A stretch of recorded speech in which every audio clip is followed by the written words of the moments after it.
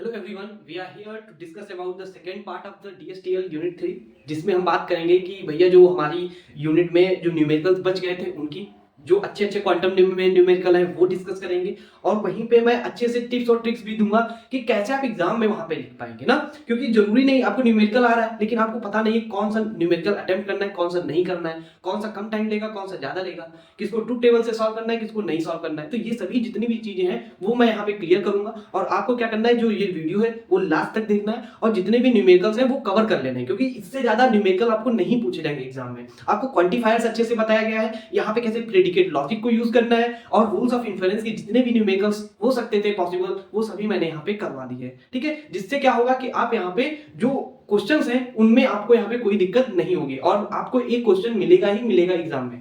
ठीक है, तो वो आपको यहाँ पे प्रिपेयर करके जाना है। लेकिन आपको मैं एक और चीज बता देता हूं कि आपको अगर इसकी पीडीएफ चाहिए तो हमारा टेलीग्राम ज्वाइन कर लें और वहां से पीडीएफ को डाउनलोड कर सकते हैं। और अगर कोई भी डाउट आता है तो हमें वहां पे फ्रीली पूछ सकते हैं, कोई भी हेजिटेशन के। तो चलिए without any delay now let's dive into it.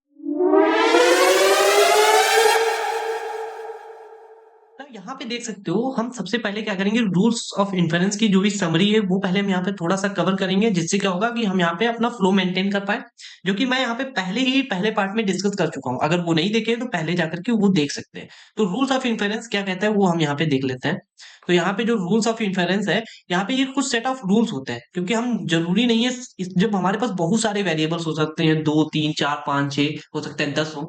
जब 2 3 होते हैं तब तक हम ट्रुथ टेबल से सॉल्व कर सकते हैं, लेकिन जब हमारे पास 20 30 होते हैं देन हमारे पास कंप्यूटर्स को भी सॉल्व करने में दिक्कत हो जाती है और हमको सबको भी हाइपोथेसिस बनाने में दिक्कत आती है। तो इसकी सॉरी ट्रुथ टेबल बनाने में दिक्कत आती है, तो इसलिए हम क्या करते हैं, हाइपोथेसिस का इंजंक्शन के साथ हम क्या कर सकते हैं, वहां पे रिजल्ट निकालते हैं। तो इसीलिए हमारे पास कुछ रूल्स ऑफ इन्फेरेंस होते हैं, उनको हम यहाँ पे यूज करके क्या करते हैं, उनका सॉल्यूशन फाइंड करते हैं। तो चलिए हम यहाँ पे देखते हैं कि ये रूल्स ऑफ इन्फेरेंस क्या होते हैं, जो कि हम पहले वाले वीडियो में डिस्कस कर चुके थे, फिर भी हम यहाँ पे दे देते हैं रिवीजन। तो यहाँ पे रूल्स ऑफ इन्फेरेंस ये दे दिया गया है, वहीं पे टोटोलॉजी इसकी क्या होगी और इसका नेम क्या है इस रूल का। तो देखो, अगर कहीं पे पी है और पी डिसजंक्शन क्यू है, पी इंप्लीकेशन क्यू है, देन पी से पी कैंसिल हो जाएगा, देन मेरा रिजल्ट क्या आएगा, क्यू। ये ट्रिक है याद करने की। ठीक है, देखो क्यू इंप्लीकेशन और सॉरी निगेशन क्यू और पी इंप्लीकेशन क्यू है, तो क्यू से क्यू कट गया तो निगेशन यहां से उठ के आएगा और यहाँ पे पी आ गया। ठीक है, कुछ इस टाइप से यहाँ पे आंसर आ जाएगा।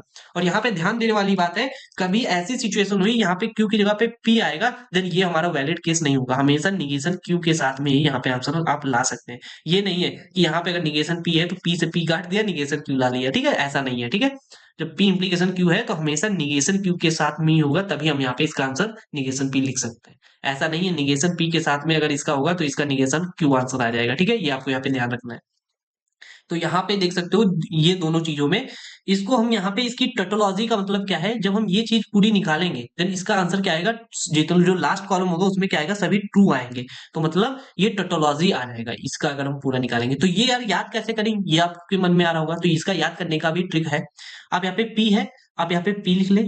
ठीक है, और उसके बाद में पी निगेशन क्यू है, ये क्या है, दूसरा चीज है। इनके बीच में क्या करेंगे आप, डिजंक्शन सॉरी कंजंक्शन जिसको एंड बोलते हैं वो लगा देंगे, और उसके बाद में क्या करेंगे, जो नीचे वाला है उसको हमेशा इंप्लीकेशन के साथ में क्यों, जो मतलब नीचे जो रिजल्ट है वो लिख देंगे। ठीक है, जो नीचे रिजल्ट है उसको इंप्लीकेशन के साथ, जो इसके ऊपर है उनको एंड के साथ लगा देना है, और उसका जो आंसर आएगा वो हमेशा टोटोलॉजी आएगा। ऐसे ही आप इसको लिख सकते हैं, और इस लॉ को मॉडस टॉलेंस बोलेंगे, इसको मॉडस पोपेंस बोलेंगे। वैसे हाइपोथेटिकल क्या है, P to Q Q to R है, then Q to Q cut जाएगा and P to R answer आ जाएगा। इसका भी क्या करेंगे, इसका और इसका क्या करेंगे, एंड कर देंगे, इसके साथ में इंप्लीकेशन क्यू आर कर दिए। जब इसका टोटल रिजल्ट निकालेंगे देन हमेशा क्या आएगा, ये हमारा ट्रू ही आएगा। तो आप यहाँ पे ट्रुथ टेबल से प्रूव भी कर सकते हैं, जो कि मैंने पहले बताया था।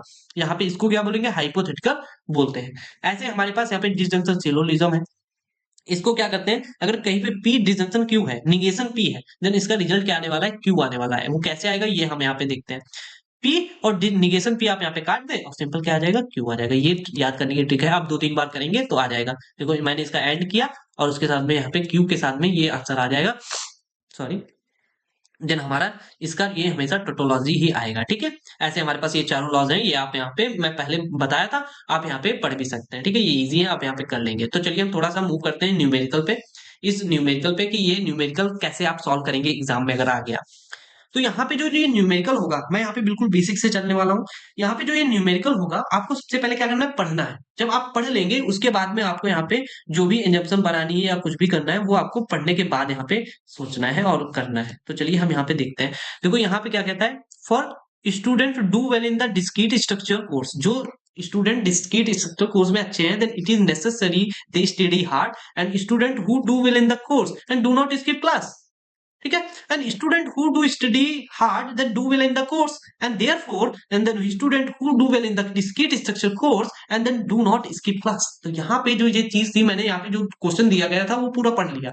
तो यहाँ पे पढ़ने के बाद में आपको क्या करना है, सेकंड चीज क्या है, यहाँ पे आपको प्रोपोजिशंस फाइंड करनी है, या आपको यहाँ पे कह सकते हो स्टेटमेंट, जो कॉमन स्टेटमेंट है। देखो एक ये जो चीज है ये एक बार यहाँ पे रिपीट हुई, and who do well in the course एक बार यहाँ पे रिपीट हुआ। कोर्स का मतलब यही डिस्क्रीट स्ट्रक्चर कोर्स, चाहे कोर्स लिखो या डिस्क्रीट स्ट्रक्चर कोर्स लिखो, बात एक ही है।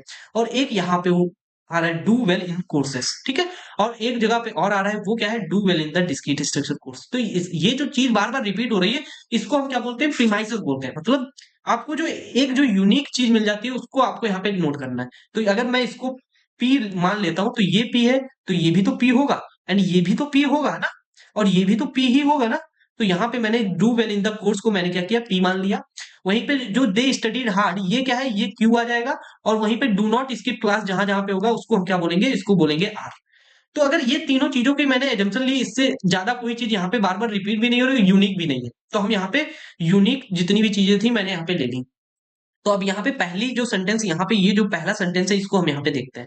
For student do well in the discrete course and it is necessary they studied hard. तो इसका मतलब क्या है, जो ये क्या स्टेटमेंट है, इसका मतलब क्या है, ये पी प्रोपोजिशन है। वहीं पे जो दे स्टडीड हार्ड, ये क्या है, क्यू, क्यू है। जब हम सिंपल कह सकते हैं पी इंप्लीकेशन क्यू यहाँ पे बन जाएगा। ठीक है, कुछ इस टाइप का, जहाँ पे कॉमा वाली सिचुएशन बनती है उसको हम यहाँ पे इंप्लीकेशन का साइन लगाएंगे। वहीं पे student who do well in the course, जो स्टूडेंट अच्छे हैं, जब उन्होंने क्या किया, वो क्लासेस को स्किप नहीं करते हैं ना। तो यहाँ पे देखो पी टू आर है। वहीं पे student who studied hard do will in the course, जो बच्चे अच्छा स्टडी हार्ड करते हैं वो सच में भाई अच्छा करेंगे, then Q to, Q implication P हो गया। एंड देयरफॉर यहाँ पे लिखा है student who do well in the discrete structure course, मतलब पी, एंड टू आर, यहाँ पे क्या हो जाएगा, यहाँ पे पी टू आर यहाँ पे रिजल्ट आने वाला है। ठीक है, कुछ इस टाइप से यहाँ पे ये दे दिया गया है। तो देखते हैं कि हम इसका ये जो चीज दे दी गई है, इसका क्या रिजल्ट यहाँ पे ये आएगा कि नहीं आएगा। अब ये कहोगे ये क्यों रिजल्ट आएगा, देयरफॉर के बाद में जो भी चीज लिखी होगी वो हमें क्या करना है, कंक्लूजन यहाँ पे आंसर लेके आना है। ठीक है, ये आपको ध्यान रखना है। यहाँ पे देयरफॉर है, यहाँ पे ये जो चीज दे दी गई है इसका आपको यहाँ पे सॉल्यूशन लाना है कि जो ये चीज कही जा रही है, क्या ये यहाँ से हाइपोथेसिस, मतलब इस चीज का, यहाँ पे ये जो चीज दे दी गई है, यहाँ पे ये जो क्वेश्चन, इसका मैंने यहाँ पे हाइपोथेटिकल सिचुएशन से क्या किया, इसको एज्यूम किया कि ये जो चीज है ये आ सकती है। तो आपको यहाँ पे प्रूव करना है, जो यहाँ पे बता रहा है कि ये जो इसका कंक्लूजन है ये आएगा, क्या ये ट्रू है या नहीं ट्रू है, उसको मुझे यहाँ पे सॉल्व करना है। तो देखो, अगर मैंने यहाँ पे पहले सबसे पहले प्रोपोजिशन फाइंड की, फिर इनकी प्रीमाइसेस फाइंड की, इनको क्या बोलते हैं, इनको प्रीमाइसेस फाइंड करना कहते हैं। तो इनको प्रीमाइसेस की, तो जो हमारे क्वेश्चन की प्रीमाइसेस है वो क्या है, एक दो तीन, और कंक्लूजन की प्रीमाइसेस क्या है, जो हमें लाना है आंसर में ये। तो इन तीनों से क्या मेरा जो फाइनल आंसर आएगा, क्या ये आएगा, ये मुझे प्रूव करना है।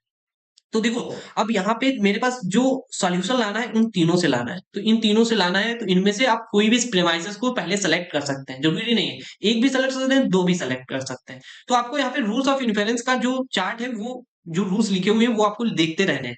तो यहाँ पे आपको देखना है कि कौन सा रूल्स हम यहाँ पे लगा सकते हैं। तो यहाँ पे ये दो चीजें हैं, Q to P P to R. यहाँ पे Q to P P to R का मतलब क्या है, देख सकते हो, Q to P P to R, इसका मतलब क्या है कि यहाँ पे हाइपोथेटिकल बन रहा है, पी से पी कट जाएगा एंड क्यू टू आर मेरा आंसर आ जाएगा। तो मैं क्या करूंगा, थर्ड वाली और सेकंड वाली में मैं क्या करूंगा, हाइपोथेटिकल लगा दूंगा, देन मेरा क्या आंसर आ जाएगा, क्यू टू आर आ जाएगा। अब क्या करेंगे, इन दोनों का रिजल्ट क्या है, क्यू टू आर आया। अब क्या करेंगे, क्यू टू आर और यहाँ पे पी टू क्यू को ले लेंगे। तो पहली प्रीमाइसेस ले ली, और जो स्टेप वन से आई है जो आंसर, तो P to Q Q to R, फिर से हम क्या करेंगे, हाइपोथेटिकल लगाया, तो P to Q Q to R, Q to Q cut गया, पी टू आर मेरा आंसर आ गया। देखो, जो मैंने यहाँ पे कंक्लूजन में बताया था वही मेरा लास्ट में आ रहा है, इन प्रीमाइसेस के थ्रू। देन हम कह सकते हैं जो हमारा कंक्लूजन है वो क्या है, वैलिड है। तो इस टाइप से हम क्या कर सकते हैं, बहुत ही इजी स्टेप में 2 से 3 मिनट में क्या कर सकते हैं, एग्जाम में अच्छे से 10 मार्क्स या जो लॉन्ग क्वेश्चन होगा उसको हम सॉल्व कर पाएंगे। ओके, आई होप आपको ये क्वेश्चन पूरा समझ में आया होगा। तो अभी हम यहाँ पे देखने वाले हैं जो हमारे क्वांटम के क्वेश्चंस हैं, उनको हम सब लोग यहाँ पे डिस्कस करेंगे। तो यहाँ पे हमारे पास 4.10, 11, 12, 13, 14 यहाँ पे मैंने 5 क्वेश्चन लिए हैं, जिसमें से 4.10 को बाद में डिस्कस करेंगे, पहले 11, 12, 13, 14 को डिस्कस करने वाले हैं। यहाँ पे हमारे पास 4.11 है, पहले हम इसको डिस्कस करते हैं। इसका मतलब जो ये क्वेश्चन है, ये पहले देखते हैं इसका मतलब क्या है और इसको कैसे सॉल्व करेंगे। तो सबसे पहले हमारा क्या है, सबसे आपको क्या करना पड़ता है, पहले क्वेश्चन को पढ़ना है। तो if the labour market is perfect then wages of all persons in the particular employment will be equal and but it is always case that wages of for the such persons are not equal, then therefore the labor market is not perfect and test the validity for the argument using truth table। ठीक है, तो ये मैंने question को पढ़ लिया। तो अब हमें क्या करना है वो चीज देखते हैं। अब यहाँ पे हमें प्रोपोजिशन को फाइंड करना है, तो कैसे फाइंड करेंगे वो देखते हैं। जो चीज यूनिक लगे वो आपको यहाँ पे फाइंड कर लेनी है। तो लेबर मार्केट इज परफेक्ट, ये क्या है, ये हमारी प्रोपोजिशन। सपोज मान लिया P1 या P जो भी आपको नाम देना है वो दे दो, ठीक है। And wages of all person in a particular employment will be equal, इसको मैंने क्या दे दिया, इसको नाम दे दिया P2, ठीक है। And it is always case that for the such person are not equal, इसको क्या दें, क्यों P3 दे दे, तो आप कहोगे कि हाँ दे सकते हैं, लेकिन मैं इसको P3 नहीं दूंगा। इसको मैं क्या देने वाला हूं, क्योंकि देखो ये जो चीज है वो P2 से बिल्कुल मैच करती है, बस यहाँ पे नॉट लगा है। तो नॉट के लिए क्या करते हैं, आगे निगेशन लगा देंगे। एंड आगे देख सकते हो therefore and the labour market is not perfect, इसको हम क्या नाम दें, इसको कौन सी प्रोपोजिशन दें, क्या इसको P3 दें या P4 दें, इसको हम देंगे P1। आगे क्या लगा देंगे, सिर्फ निगेशन, क्योंकि लेबर मार्केट इज परफेक्ट को P1 बनाया था और नॉट परफेक्ट को क्या कर देंगे, negation of P1। I hope आपको यहाँ पे प्रोपोजिशन कैसे बनाते हैं वो यहाँ पे समझ में आया होगा। तो यहाँ पे देख सकते हो मेरे पास 4 प्रोपोजिशन मैंने बना ली। अब आपको क्या करना है वो देखते हैं कि यहां से लेकर के देयर फोर के पहले तक, यहां तक जो है ये हमारा क्वेश्चन होता है और रिजल्ट मुझे क्या लाना है, मतलब कंक्लूजन ये लाना होता है। तो यहाँ पे if the labour market is not perfect and the wages of all person, इसका मतलब क्या है, ये इफ देखो यहाँ पे इफ लगाए, यहाँ पे देन लगाए, अगर ऐसी सिचुएशन होती है देन पी इंप्लीकेशन हम क्यों लिखते हैं, ठीक है। तो पी इंप्लीकेशन क्यू, सॉरी यहाँ पे पी क्यों नहीं लिया, यहाँ पे P1 P2 लिया है ना, तो P implication P1 implication P2 हो जाएगा। एंड नेक्स्ट क्या हो जाएगा P2, इन दोनों से मुझे आंसर क्या लेकर आना है, निगेशन ऑफ P1, क्योंकि ये कंक्लूजन के बाद है। तो यहाँ पे इतनी चीजें यहाँ पे क्लियर है। तो देखो मैं यहाँ पे अगर लिखूं P1 इंप्लीकेशन P2 है और यहाँ पे क्या है, निगेशन ऑफ P2 है। अगर ऐसी सिचुएशन होती है देन हम क्या कर सकते हैं, P2 कैंसिल कर देते थे और मेरा आंसर क्या आता था, निगेशन ऑफ P1, ठीक है, कुछ इस टाइप से। लेकिन ये जो लॉ था वो हमारा रूल्स ऑफ इन्फेरेंस में कौन सा लॉ था, उसको बोलते थे मॉडस टॉलेंस। अगर आपको कहा जाता है कि modus Tollens rules of inference से सॉल्व करना है तो आप डायरेक्टली यहाँ पे ये लिख करके इसको सॉल्व कर सकते थे, लेकिन यहाँ पे कहा क्या गया है, ट्रुथ टेबल से सॉल्व करना है। तो ट्रुथ टेबल के लिए आपको क्या करना पड़ता है, मैंने इसका आपको टोटोलॉजी वाला सेक्शन में मैंने जो आपको लिखवाया था, कैसे लिखवाया था, P1 इंप्लीकेशन P2 एंड कर देंगे किससे, निगेशन ऑफ P2 से, और इसका क्या करेंगे, सिंपल इंप्लीकेशन कर देंगे निगेशन ऑफ P1 से। और इसका जो रिजल्ट आएगा, अगर सभी कॉलम लास्ट वाले कॉलम में अगर ट्रू ट्रू आता है देन हम कह सकते हैं जो हमारी आर्गुमेंट है वो क्या है, वैलिड है। तो अब इसको मुझे प्रूव करना है, तो आपके लिए क्या करना पड़ेगा, यहाँ पे ट्रुथ टेबल बनानी पड़ेगी। तो देखो ट्रुथ टेबल में यहाँ पे कितनी चीजें हैं, यहाँ पे जो हमारे पास ये जो चीज है इसमें कितने हमारे पास यूनिक वेरिएबल है, एक तो P1 है एक तो P2 है, यहाँ पे 2 यूनिक वेरिएबल है। तो इन हमारे पास 3 है ही नहीं, तो यहाँ पे क्या करेंगे, P1 और P2 के कॉम्बिनेशन निकालेंगे। तो यहाँ पे 2 है, जो 2 के टोटल पॉसिबल कॉम्बिनेशन कितने बनेंगे, 4। एक तो यहाँ तो 4 बनेंगे, तो 2 बार ट्रू 2 बार फॉल्स, एक बार ट्रू एक बार फॉल्स, एक बार ट्रू एक बार फॉल्स, ये हमारे कॉम्बिनेशन निकालने का तरीका होता है, ठीक है। ये आपको पता ही होगा, बाइनरी में आप पढ़े होंगे। अब क्या करेंगे, निगेशन ऑफ P1 क्या करेंगे, इसका जस्ट अपोजिट कर लिया, निगेशन ऑफ P2 का जस्ट अपोजिट कर लिया। एंड P1 इंप्लीकेशन P2 निकालना है, तो आपको क्या करना है, P2 का फॉल्स देखना है, यहाँ पे 2 जगह पे फॉल्स है, और फिर P2 के बाद में यहाँ पे P1 में जाना है। P1 में कहाँ पे ट्रू है, फॉल्स के साथ में, फॉल्स के साथ में यहाँ पे ट्रू है, देन इसका रिजल्ट क्या आने वाला है, देखो यहाँ पे फॉल्स आ गया और सभी जगह पे क्या आ गया, ट्रू आ गया। कुछ इस टाइप से निकाल लेंगे। ऐसे यहाँ पे देख सकते हो, इसको हम क्या बोलेंगे, अगर इसको हम ए बोलते हैं तो ये क्या हो जाएगा, ए कंजंक्शन, इसको निकालना है निगेशन ऑफ P2। तो इसको निगेशन ऑफ P2 के साथ कंजंक्शन कर लिए इसके साथ में, तो देख सकते हो यहाँ पे ही सिर्फ एक जगह पे ही यहाँ पे ट्रू आ जाएगा, ठीक है, और पूरा रिजल्ट वही आएगा। अब इसको मैं ये टोटल जो चीज आई है इसको मैं अगर बी मानूं तो B implication negation of P1 निकालना है। तो यहाँ पे जो ये चीज आई है इसके साथ में निगेशन ऑफ P1 के साथ करेंगे, यहाँ पे फॉल्स है, यहाँ पे क्या है, फॉल्स है, तो यहाँ पे इसका रिजल्ट तो ट्रू आएगा, क्योंकि यहाँ पे फॉल्स हो लेकिन इसके पीछे वाले में क्या होना चाहिए, ट्रू होना चाहिए, लेकिन नहीं आया। यहाँ पे देख सकते हो यहाँ पे फॉल्स है, लेकिन इसके यहाँ पे जो बी है, सॉरी मैं यहाँ पे एक चीज मिस्टेक कर दिया हूँ।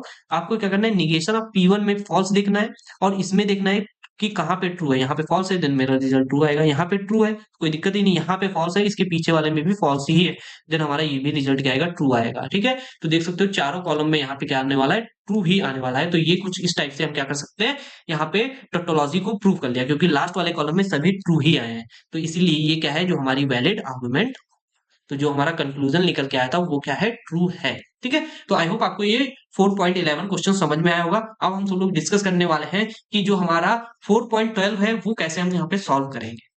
तो यहाँ पे देख सकते हो 4.12 में क्या है, आपको व्हाट इज टोटोलॉजी दे दिया गया है, कंट्राडिक्शन दे दिया गया है, कंटिजेंसी दे दिया गया है। आपको यहाँ पे इनकी डेफिनेशन लिखनी है और इनके बारे में लिखना है, जो कि मैंने पीडीएफ में दे दिया है, आप वहां से कर सकते हैं। हमको सिंपल क्या करना है, इसको प्रूव करना है। तो ये जो चीज दे दी गई, इसको मुझे प्रूव करना है कि ये टोटोलॉजी है या कंट्राडिक्शन है या कंटिजेंसी है। तो यहाँ पे आपको दो टाइप से पूछ सकता है। एक तो पूछेगा कि भैया कि ये हमें जो अलजेब्रिक लॉज बताए थे, अलजेब्रिक लॉज जो होते हैं उनसे सॉल्व कर दो, जिनको प्रोपोजिशनल लॉज भी बोलते हैं। ठीक है, या फिर कहेगा ट्रुथ टेबल से करो, या फिर कोई भी चीज नहीं कहेगा तो आपको क्या करना है, आपको किसी से भी प्रूव कर सकते हैं। यहाँ पे आप किसी से भी कर सकते हैं, अलजेब्रिक लॉज से भी और ट्रुथ टेबल से। लेकिन मैं यहाँ पे बताऊं, अगर जिनको अलजेब्रिक लॉज आते हैं वो क्या करते हैं, इस क्वेश्चन को सिर्फ 2 मिनट में सॉल्व कर सकते हैं। ठीक है, वहां पे टाइम आपका एग्जाम में बच जाएगा अगर आप अलजेब्रिक लॉज से करेंगे। लेकिन जिन लोगों को नहीं आता है उनको ट्रुथ टेबल से करना है। ठीक है, क्योंकि ट्रुथ टेबल इजी होता है बनाना, लेकिन वो क्या करता है, थोड़ा टाइम टेकिंग होता है। तो अगर जिनको दोनों चीजें आती हैं तो वो हमेशा अलजेब्रिक लॉज को ही प्रेफर करें, क्योंकि वहां पे आप जल्दी से क्वेश्चन को सॉल्व कर सकते हैं। ठीक है, तो चलिए हम यहाँ पे देखते हैं सबसे पहले इसका ट्रुथ टेबल से हम कैसे सॉल्यूशन फाइंड कर सकते हैं। यहाँ पे एक मिस्टेक है, यहाँ पे ब्रेसेस होंगे। ठीक है, वो आपको यहाँ पे ध्यान देना है। ठीक है, तो यहाँ पे देख सकते हो मैंने यहाँ पे पहले ट्रुथ टेबल से यहाँ पे सॉल्व करना है। आपको यहाँ पे कितने यूनिक वेरिएबल है देख सकते हो, पी क्यू और आर। तो यहाँ पे मैंने 3 ले लिया, 3 के 2 टू द पावर n कितना हो जाएगा, 8 कॉम्बिनेशन बनेंगे। तो देख सकते हो यहाँ पे मैंने 8 कॉम्बिनेशन है, मतलब 4 बार फॉल्स, 4 बार आधे फॉल्स आधे ट्रू। यहाँ पे फिर उसके उसके भी आधे के आधे, मतलब 2 बार फॉल्स 2 बार ट्रू, 2 बार फॉल्स 2 बार ट्रू। अब इसके भी आधे के आधे, एक बार फॉल्स एक बार ट्रू, एक बार फॉल्स एक बार ट्रू, एक बार फॉल्स एक बार ट्रू, ऐसे करना है। ठीक है, तो यहाँ पे जैसे आप ये करेंगे, देन हमारा यहाँ पे ये तीनों कॉम्बिनेशन बन गए। आपको यहाँ पे देख सकते हो निगेशन ऑफ P1 यहाँ पे है, तो निगेशन ऑफ P भी निकाल लिया।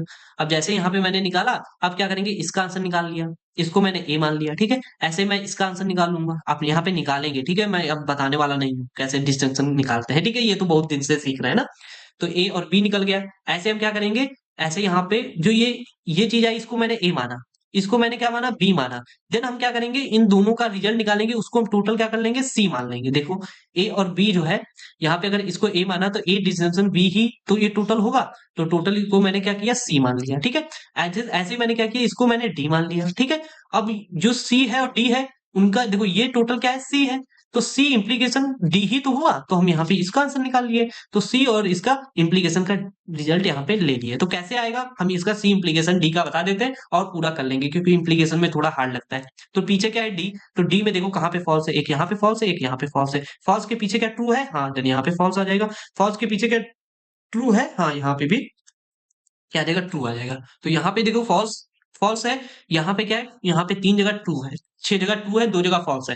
देखो जब सभी जगह पे ट्रू आता है, देन हम क्या कहते हैं, ये क्या है, टोटोलॉजी।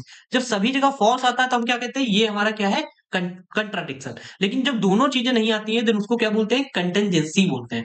देन आपको यहाँ पे बताना था कि ये हमारा टोटोलॉजी होगा, कंटेंजेंसी होगा या फिर कंट्राडिक्शन होगा। तो मैंने यहाँ पे सिंपल बता दिया है कि जो मेरा आंसर है वो क्या आएगा, कंटेंजेंसी आएगा। ठीक है, कंटेंजेंसी आई होप आपको पता होगा, नहीं पता है तो आप पिछला वाला वीडियो देख सकते हैं। ठीक है, तो इस टाइप से हम यहाँ पे इसको सॉल्यूशन दे सकते हैं। लेकिन अगर आप कहेंगे कि भैया जो ये चीज दे दी गई है, क्या हम इसको सॉल्व कर सकते हैं अलजेब्रिक लॉ से, वो कैसे करेंगे, तो आपको यहाँ पे देखना है। देखो सबसे पहले आपको क्या करना पड़ेगा, यहाँ पे ये जो प्रेसेस है इसको आपको लगा लेना है, क्योंकि यहाँ पे मिसिंग है। तो यहाँ पे जब ये लगा लेंगे तो अब इसके बाद क्या करना है, आपको यहाँ पे लॉज जो है अलजेब्रिक क्या है वो आपको यहाँ पे ओपन करके रखना है जब ये वीडियो देख रहे हो। ठीक है, और उसमें देखना है कि आप यहाँ पे कौन सा लॉ लगा सकते हैं। तो यहाँ पे इसको इसमें लॉ लगाने के लिए आपको यहाँ पे देखना पड़ेगा कि यहाँ पे हम क्या कर सकते हैं। यहाँ पे देखो, यहाँ पे भी डिसजंक्शन है, यहाँ पे भी डिसजंक्शन है, यहाँ पे भी डिसजंक्शन है। और आपको पता है कहीं पे भी ए डिसजंक्शन बी के साथ में डिसजंक्शन सी होता है, देन हम क्या लिख सकते हैं, ए डिसजंक्शन बी डिसजंक्शन सी, मतलब इसके ब्रेसेस को चेंज कर सकते हैं। तो यहाँ पे देखो जब सेम क्या होते हैं, हमारे ऑपरेटर होते हैं, चाहे डिसजंक्शन हो या कंजंक्शन हो। तो देखो सभी जगह डिसजंक्शन है, तो सिंपल क्या कर सकते हैं, हम इसके क्या कर सकते हैं, साइन को क्या कर सकते हैं, यहाँ पे चेंज कर सकते हैं। ठीक है, सॉरी, ब्रेसेस को हम यहाँ पे पैरेंथेसिस को सिंपल क्या कर देंगे, चेंज कर देंगे। ठीक है, कुछ इस टाइप से हम इसको लिख सकते हैं। अब उसके बाद में हम यहाँ पे ये एज इट इज लिखता रहेगा ना, इसको मैं एज इट इज लिख दूंगा, अभी कोई दिक्कत है नहीं है। तो यहाँ पे जो चीज आई, अब इसमें क्या कर सकते हैं, यहाँ पे देख सकते हो हम क्या करेंगे, एक क्यूमुलेटिव लॉ होता है, अगर ए है और यहाँ पे डिसजंक्शन बी है, देन हम उसको क्या लिख सकते हैं, बी डिसजंक्शन ए लिख सकते हैं। तो हम यहाँ पे लिख देंगे भाई negation of P and disjunction and Q, इसको लिख दिया। एंड उसके साथ में यहाँ पे R लिख देंगे, कोई दिक्कत है, एज इट इज लिख दिया। अब उसके साथ में हम यहाँ पे क्या करेंगे, और इसके बाद में हम यहाँ पे सोचेंगे अब क्या लगाएं। अब हम यहाँ पे फिर से यही एसोसिएशन लॉ लगा देंगे, ठीक है। एसोसिएशन लॉ लगाएंगे तो यहाँ पे एसोसिएशन लॉ क्या कहेगा, कुछ इस टाइप से यहाँ पे ये लग जाएगा, ठीक है। ये लगा सकते हैं कि नहीं लगा सकते हैं, ये मैंने यहाँ पे इसको लगा दिया एंड यहाँ पे क्यू डिस्जंक्शन आर लगा दिया, ठीक है। तो यहाँ पे देख सकते हो जो ये सिचुएशन बनी, यहाँ पे हम क्या करेंगे, निगेशन लॉ लगाने वाले हैं। तो निगेशन लॉ क्या कहता है, अगर कहीं पे भी ऐसी है पी इम्प्लीकेशन, पी डिस्जंक्शन और निगेशन पी है, देन इसका रिजल्ट टोटल क्या आने वाला है, इसका रिजल्ट टोटल ट्रू आता है, ठीक है। और उसी के साथ में यहाँ पे क्यू डिस्जंक्शन आर हो जाएगा, ठीक है। ये हो जाएगा, उसके साथ में ये एज इट इज चलता रहेगा अपना। और अगर कहीं पे ऐसी सिचुएशन बनती है, यहाँ पे हम कौन सा लॉ लगा सकते हैं, यहाँ पे जो लॉ लगेगा उसको हम बोलते हैं आइडेंटिटी लॉ। उसको कौन सा लॉ बोलेंगे, आइडेंटिटी लॉ बोलेंगे। आइडेंटिटी लॉ क्या कहता है कि कहीं पे भी डिसजंक्शन के साथ में ट्रू है, देन उसका रिजल्ट क्या आएगा, ट्रू ही आएगा, देन हमारा ट्रू आने आ जाएगा यहाँ पे। अब हम यहाँ पे क्या करेंगे, अगर कहीं पे ऐसी सिचुएशन होती है तो यहाँ पे इम्प्लीकेशन का लॉ लगा देंगे। तो बाई द इम्प्लीकेशन क्या कहता है, इम्प्लीकेशन क्या कहेगा कि अगर कहीं पे भी T sorry A A implication B है, देन इसको हम सिंपल लिख सकते हैं negation of A disjunction B. Then हम इसको कैसे लिखेंगे, negation of T disjunction Q disjunction R, ठीक है। तो इसका निगेशन टी का मतलब क्या है, यहाँ पे फॉल्स हो जाएगा, ठीक है। और यहाँ पे डिसजंक्शन, और यहाँ पे क्या आ जाएगा, Q disjunction R, Q disjunction R. अब जब ये सिचुएशन है, इसको मैं क्या करेंगे, निगेशन लॉ लगाएंगे, तो सॉरी कॉम, यहाँ पे हम कौन सा लगाने वाले, निगेशन, या फिर यहाँ पे सॉरी यहाँ पे आइडेंटिटी लॉ लगाएंगे ना। आइडेंटिटी लॉ कैसे लगेगा, क्योंकि यहाँ पे देखो फॉल्स है, यहाँ पे ये सिचुएशन है, देन इसकी ऐसी अगर सिचुएशन कहीं पे होती है, देन हम क्या करेंगे, इसका आंसर क्या आने वाला है, ये एज इट इज ये वेरिएबल आ जाएगा, ठीक है। ये आपको देख लेना है, जो मेरे रूल्स बताए वहां पे मैंने अच्छे से क्लियर किया था, ठीक है। तो इसका आंसर क्या आ जाएगा, क्यू डिसजंक्शन आर आ जाएगा, ओके। तो यहाँ पे देख सकते हो कि जो यहाँ पे क्यू और आर है, इनकी क्यू की वैल्यू क्या हो सकती है, आपको पता होनी चाहिए, या तो ट्रू होगी या फिर क्या होगी, फॉल्स होगी। वहीं पे आर की वैल्यू क्या आएगी, या तो ट्रू होगी या फिर क्या आएगी, फॉल्स आएगी। तो यहाँ पे देख सकते हो, देन अब यहाँ पे पॉसिबिलिटी है या तो ट्रू आए या फिर फॉल्स आए, मतलब दोनों चीजें आ सकती हैं। तो जब दोनों चीजें आ सकती हैं, या तो ट्रू आएगा या फिर फॉल्स भी आएगा, देन हम क्या कह सकते हैं, जो यहाँ पे जो आंसर आएगा वो क्या आएगा, यहाँ पे वो आएगा हमारा कंटेंजेंसी। कंटेंजेंसी आएगा कि नहीं आएगा। अब कहोगे ये कैसे आया, क्योंकि यहाँ पे ट्रू और फॉल्स आ रहा है। अगर यहाँ पे जो मैं पूरा सॉल्व कर रहा था, लास्ट में हमारा ट्रू आता, देन हम क्या कहते हैं, जब ट्रू आता देन हम कह सकते थे कि भैया जो हमारा रिजल्ट है वो टोटोलॉजी होगा। अगर फॉल्स आता है देन हमारा क्या होता, वो क्या होता, हमारा कंट्राडिक्शन होता, ठीक है। तो आई होप आपको चीजें ये क्लियर हो रही होंगी कि अगर ट्रू नहीं आया देन टोटोलॉजी नहीं है, फॉल्स नहीं आया तो कंट्राडिक्शन नहीं है। मेरा रिजल्ट क्या आया, कुछ रिजल्ट मेरा आया ये, देन जब रिजल्ट मेरा ये आया देन हम सिंपल कह सकते हैं कि ये हमारा कंटेंजेंसी होगा। कुछ इस टाइप से हम क्वेश्चन को ये प्रूव कर सकते हैं। अब हम यहाँ पे 4.13 को क्वेश्चन को देखने वाले हैं। तो ये क्या कहता है वो हम देखते हैं। यहाँ पे हमारे पास दो पार्ट होंगे, ठीक है, दो क्वेश्चन के पार्ट है, वो हमें यहाँ पे डिस्कस करने हैं। तो पहला क्या कहता है, find a compound proposition involving the propositional variables. हमारे पास चार वेरिएबल्स हैं, ये दैट इज ट्रू कब ट्रू होंगे, when exactly three propositional variables are true. जब हमारे पास एग्जैक्ट तीन वेरिएबल्स इन चारों में से ट्रू होने चाहिए। तो यहाँ पे केस क्या हो सकता है, या तो पी क्यू आर ट्रू हो और हमारा नेगेशन एस हो, मतलब ये चारों में से ये चीजें हों, या तो ये ट्रू हो या फिर ये ट्रू हो या ये ट्रू हो। ये एंड सिचुएशन बन गई कि नहीं हो। तो जरूरी थोड़ी ना निगेशन जो एस ही फॉल्स हो, यहाँ पे मैंने एस को कंसीडर किया, हो सकता है आर हो, क्यू हो, यहाँ पे पी हो। तो यहाँ पे टोटल कितने पॉसिबल केस बन सकते हैं, यहाँ पे चार हो सकते हैं। तो दूसरा केस क्या होगा, या तो पी ट्रू हो साथ में क्यू भी ट्रू हो, बट यहाँ पे आर ट्रू नहीं है लेकिन एस ट्रू है। देखो यहाँ पे तीन मिनिमम ट्रू है, ठीक है। ऐसे यहाँ पे एक और केस बन सकता है, वो क्या है, या तो पी ट्रू हो भाई, क्यू ट्रू नहीं है, या फिर आर ट्रू है और आर भी एस भी ट्रू है, ठीक है। देखो यहाँ पे भी तीन एग्जैक्टली ट्रू है। ऐसे एक और सिचुएशन हो सकती है जब पी ट्रू नहीं है, क्यू ट्रू है, आर ट्रू है, एस ट्रू है। यहाँ पे देखो चार केस ऐसे बन गए। तो यहाँ पे देख सकते हो सब में मिनिमम 3 यहाँ पे ट्रू है कि नहीं है? तो इसका मतलब क्या है, यहाँ पे जो ये मेरा क्वेश्चन था वो एग्जैक्ट हो गया, तो जरूरी नहीं है। और यहाँ पे देखना हर एक टाइम पे एक ही वैल्यू होगी, या तो एस की वैल्यू ये ट्रू हो सकती है या फिर फॉल्स हो सकती है। जब ये अगर ट्रू है तो ये सभी क्या होंगे, हमेशा फॉल्स होंगे। तो क्योंकि यहाँ पे एस अगर यहाँ पे फॉल्स हो चुका है एक बार, तो यहाँ पे ये ट्रू नहीं हो सकता ना एस, क्योंकि एस की वैल्यू, निगेशन एस की वैल्यू या तो 1 आएगी या फिर 0 आएगी। जब 0 आई देन हमारा निगेशन एस यहाँ पे काम कर गया ना, निगेशन एस का मतलब 0 यहाँ पे आ जाएगा। जब 0 यहाँ पे आ गया देन 1 वाला एस का मतलब 1, यहाँ पे ये भी केस कैंसिल हो जाएगा, ये भी, क्योंकि यहाँ पे एस आएगा ही नहीं। तो समझ में आ रहा है ना?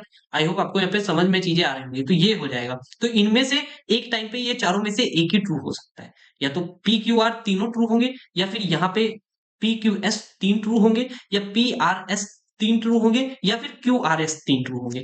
तो यहाँ पे इन तीन चारों में से एक ही ट्रू होगा और उनको मुझे लेना है। तो जरूरी नहीं, मैं एज्यूम किया हूं कि ये 4 ही केस हो सकते हैं, इसमें से कोई भी, या तो ये केस होगा या फिर ये केस होगा या फिर ये या फिर ये। तो इन चारों में से कोई भी एक ट्रू हो जाएगा देन हमारा रिजल्ट क्या आएगा, ट्रू आएगा। तो वो कैसे आएगा, वो हमारा था डिसजंक्शन में। अगर मैं इनके बीच में डिसजंक्शन लगा दूं देन मेरा यहाँ पे ये केस बन गया, ये मेरा कुछ आंसर आ जाएगा। तो देखो ये चारों चीजें, ये कंडीशन ट्रू ही होनी चाहिए, तीनों, 3 ट्रू हो एक फॉल्स हो, 3 ट्रू हो एक फॉल्स हो। देखो सभी जगह पे है, मतलब ये एंड, इसीलिए मैंने यहाँ पे कंजंक्शन का यूज किया। और इन चारों में से एक भी कंडीशन ट्रू हो गई देन मेरा रिजल्ट क्या आएगा, ट्रू आएगा। देन इसीलिए मैंने यहाँ पे डिस्टिंक्शन का साइन लगाया। ठीक है, तो ये कुछ इस टाइप से अगर आपको क्वेश्चन दिया जाता तो आप सिर्फ इतना लिख देंगे तो आपको 2 मार्क्स वहां पे एग्जाम में मिल जाएंगे। लेकिन यहाँ पे जो ये चीज दे दी गई इसका सॉल्यूशन ये बिल्कुल ही गलत है, आप इसको कंसीडर ना करें। ठीक है, तो चलिए अब हम यहाँ पे देखने वाले हैं इस वाले क्वेश्चन को कि जो 4.2 क्या कहता है। देखो चाहे 4.2 को बात कर लो या फिर ये वाली केस की बात कर लो, ये सेम ही क्वेश्चन है। तो यहाँ पे जो ये कह रहा है कि यहाँ पे एक आपको हाइपोथेसिस दे दी गई है। यहाँ पे क्या दे दिया गया, हाइपोथेसिस दे दिया गया है। क्या दे रहा है, पहले हम क्वेश्चन को पढ़ेंगे। इट इज सनी, अब यहाँ कह रहा है it is sunny this afternoon and it is colder than yesterday. ठीक है, and we will go swimming only if it is sunny. जब हम कब जाएंगे, जब ओनली इफ मतलब जब हमारे पास सिर्फ और सिर्फ यहाँ पे सनी होगा। ठीक है, if do not go swimming then we will take a canoe trip, and if we take a canoe trip then I will be home by the sunset. ठीक है, and lead to conclusion, conclusion क्या है, we will be home by sunset. ये मुझे यहाँ पे जो दे दिया गया, क्या ये हमारा देखना है कि ये वैलिड है कि नहीं है, जो ये कंक्लूजन दिया गया है। तो यहाँ पे हम क्या करेंगे, सबसे पहले हम क्या करने वाले हैं, यहाँ पे आपको यहाँ पे दिख भी रहा होगा, आपको सबसे पहले क्या करना है, प्रोपोजिशंस को फाइंड करना है। तो देखो it is a Sunny, it is not Sunny है, तो यहाँ पे इट इज नॉट सनी। और देख सकते हो कहीं पे भी इट इज, इसको अगर मैं पी निगेशन P1 मान लूं तो अभी ये कहूं, अभी मैं बताऊंगा कि इसको मैंने क्यों निगेशन ऑफ P1 माना। देखो यहाँ पे क्या है, यहाँ पे देख सकते हो, सॉरी इट इज सनी, इसको P मान लिया। ठीक है, P1 मान लिया। ठीक है, तो ये P1 क्यों माना, क्योंकि यहाँ पे देख सकते हो, वेट अ मिनट, हाँ यहाँ पे मैं दिखाता हूँ, इट इज सनी, ये क्या है, इट इज सनी, इसको मैंने P1 माना। Then it is not sunny क्या हो जाएगा, निगेशन ऑफ P1, तो ये क्या हो गया, निगेशन ऑफ P1। ऐसे ऐसे यहाँ पे देख सकते हो, and it is colder than yesterday, जो ये चीज है, ये इसको क्या करूंगा मैं यहाँ पे, इसको पी निगेशन ऑफ, ये इसको मैं सपोज P मान लिया, P1 भी मान सकते हो, P मान लिया, इसको P मान लिया। मैंने यहाँ पे जो क्वांटम है इसमें P और Q करके माना है, इसीलिए मैं यहाँ पे इसको P मान रहा हूँ। ठीक है, आप P1 भी मान सकते थे, इसको मैं क्या मानूंगा, Q मान लिया। It is colder than yesterday, ऐसे वी विल गो स्विमिंग, इसको मैंने क्या मान लिया, R मान लिया। And if it is sunny, जब यहाँ पे मैंने इसको क्या मानूंगा, निगेशन ऑफ P मान लूंगा। ठीक है, if we do not go swimming, इसको क्या मानूंगा, निगेशन ऑफ Q मान लूंगा। ठीक है, and we will take canoe trip, इसको क्या बोलेंगे, इसको बोलेंगे निगेशन ऑफ PQR, और इसको बोलेंगे हम यहाँ पे, इसको कोई भी मान लेते हैं, यहाँ पे T मान लिया इसको, सॉरी यहाँ पे मैं S मान लेता हूँ। ठीक है, यहाँ पे मैं इसको S मान लूंगा। And then if we take a trip, इसको क्या मानूंगा, इसको भी हम एस मान लेंगे, ऐसे ही तो माने। Then we will go home by the sunset, इसको मैं क्या मानूंगा, इसको मान लूंगा मैं 10 टी। ठीक है, then we will be home by sunset, इसको भी क्या मानना पड़ेगा, मुझे टी ही मानना पड़ेगा। ये भी क्या है, मेरा टी है, ये भी क्या है, मेरा टी ही है। ठीक है, तो कुछ इस टाइप से हम यहाँ पे इन प्रोपोजिशंस को मैंने यहाँ पे देख सकते हो नोट डाउन कर लिया। अगर आप यहाँ पे ये इतनी चीजें कर लेंगे, इनकी प्रोपोजिशंस को फाइंड कर लिए, देन हमारे पास देखते हैं कि रिजल्ट क्या आने वाला है, इसको सॉल्व कैसे करने वाला है। ठीक है, अभी मैंने यहाँ पे देखो इनकी जितनी भी प्रोपोजिशन थी वो तो मैंने लिख ली। अब मुझे क्या करना है, अब इसकी प्रीमाइसेस फाइंड करनी है। तो यहाँ से जो ये यहाँ तक सेंटेंस है, इसको मैं क्या लिखने वाला हूँ, देखो it is a Sunny and this afternoon, तो इसको मैंने क्या माना था, पी, सॉरी, निगेशन पी हो जाएगा ना, इट इज सनी पी था तो ये निगेशन पी हो जाएगा। And it is colder than yesterday, इसको मैंने क्या माना था, क्यू। लेकिन यहाँ पे बीच में क्या है, एंड, और कहीं पे क्या इफ लगा है, नहीं लगाया, देन यहाँ पे क्या हो जाएगा, कंजंक्शन हो जाएगा। ठीक है, ये हमारी पहली प्रीमाइसिस हो गई। वैसे we will go swimming only if it is sunny, तो इसको क्या मानेंगे, इसको मैंने क्या माना था, इसको माना था मैंने आर, देन आर टू क्या हो जाएगा, ये हो जाएगा आर टू हो जाएगा पी, हो जाएगा कि नहीं हो जाएगा। एंड देख सकते हो if we do not go swimming, तो इसका क्या मतलब है, ये मेरा क्या है, negation of R. And then we will take a canoe trip, देन हम क्या लेने वाले हैं, देन लेने वाले हैं हम एस। क्यों यहाँ पे इंप्लीकेशन क्यों लगा रहे हैं, यहाँ पे इफ की कंडीशन यहाँ पे बन रही है इसलिए। ठीक है, आई होप आपको यहाँ पे क्लियर हुआ होगा। अब वहीं पे हम यहाँ पे देखने वाले हैं, if we take a canoe trip, जब हम कैनॉट ट्रिप लेंगे, कैनॉट ट्रिप को मैंने क्या माना है, इसको मैंने माना है, यहाँ पे देख सकते हो एस, तो हम यहाँ पे क्या मानने वाले हैं, निगेश, यहाँ पे एस मान लेंगे, एस इम्प्लीकेशन, और यहाँ पे मैं क्या करूंगा, यहाँ पे we will go, we will be home by sunset, मतलब यहाँ पे टी ले लिया। ठीक है, और यहाँ पे ये टोटल मेरे पास कितनी यहाँ पे देख सकते हो मेरे पास प्रीमाइसेस आई, एक, दो, तीन, चार, और मुझे रिजल्ट क्या लाना है, रिजल्ट मुझे लाना है कि इसका आंसर क्या टी आएगा कि नहीं आएगा। तो मेरे पास देख सकते हो मेरे पास जो टोटल प्रोपोजिशंस बन के आएंगी हाइपोथेसिस की, सॉरी प्रीमाइसेस की, कितनी बन के आएंगे, चार, यहाँ पे प्रीमाइसेस यहाँ पे देख सकते हो मेरी बन चुकी है। ठीक है, आई होप आपको यहाँ पे क्लियर हुआ होगा। तो अब क्या कर सकता हूँ, मैं चारों प्रीमाइसेस में से मैं कोई भी यहाँ पे सेलेक्ट कर सकता हूँ। ठीक है, और इन चारों चारों में से मैं कोई भी प्रीमाइसेस को सेलेक्ट कर सकता हूँ। तो फिर मैं यहाँ पे करूंगा क्या, वो हम यहाँ पे देखते हैं। देखो यहाँ पे मैं क्या करने वाला हूँ, इन में से कोई भी मैं प्रीमाइसेस तो सेलेक्ट करूंगा, लेकिन आपको रूल्स ऑफ इन्फेरेंस को क्या करना है, एक तरफ खोल के रख लेना है, जिससे आपको यहाँ पे क्लैरिटी मिल पाए। ठीक है, तो यहाँ पे देख सकते हो जो ऐसी सिचुएशन होती है, तो यहाँ पे हम क्या करेंगे, सिंप्लीफिकेशन लॉ लगाएंगे। तो सिंप्लीफिकेशन लॉ क्या कहता है वो हम यहाँ पे आपको दिखा देते हैं। देखो सिंप्लीफिकेशन लॉ क्या कहता है, वेट अ मिनट, यहाँ पे सिंप्लीफिकेशन लॉ क्या कहता है, अगर कहीं पे P कंजंक्शन कंजंक्शन Q है, देन हम उसको डायरेक्टली क्या लिख सकते हैं, P लिख सकते हैं। ठीक है, कोई दिक्कत है, नहीं है। देन ऐसे यही वाला रूल मैंने यहाँ पे लगाया, अगर ये वाली मैंने पहली वाली प्रीमाइसेस ली, इसमें से अगर यहाँ पे देख सकते हो मैंने अगर ऐसी चीज लिखी है, देन हम डायरेक्टली क्या लिख सकते हैं, इसको P लिख सकते हैं। देख सकते हो मैंने यहाँ पे हाइपोथेसिस थी ये वाली, इसको मैंने यहाँ पे सिंप्लीफिकेशन लॉ से मैंने ये काम कर लिया।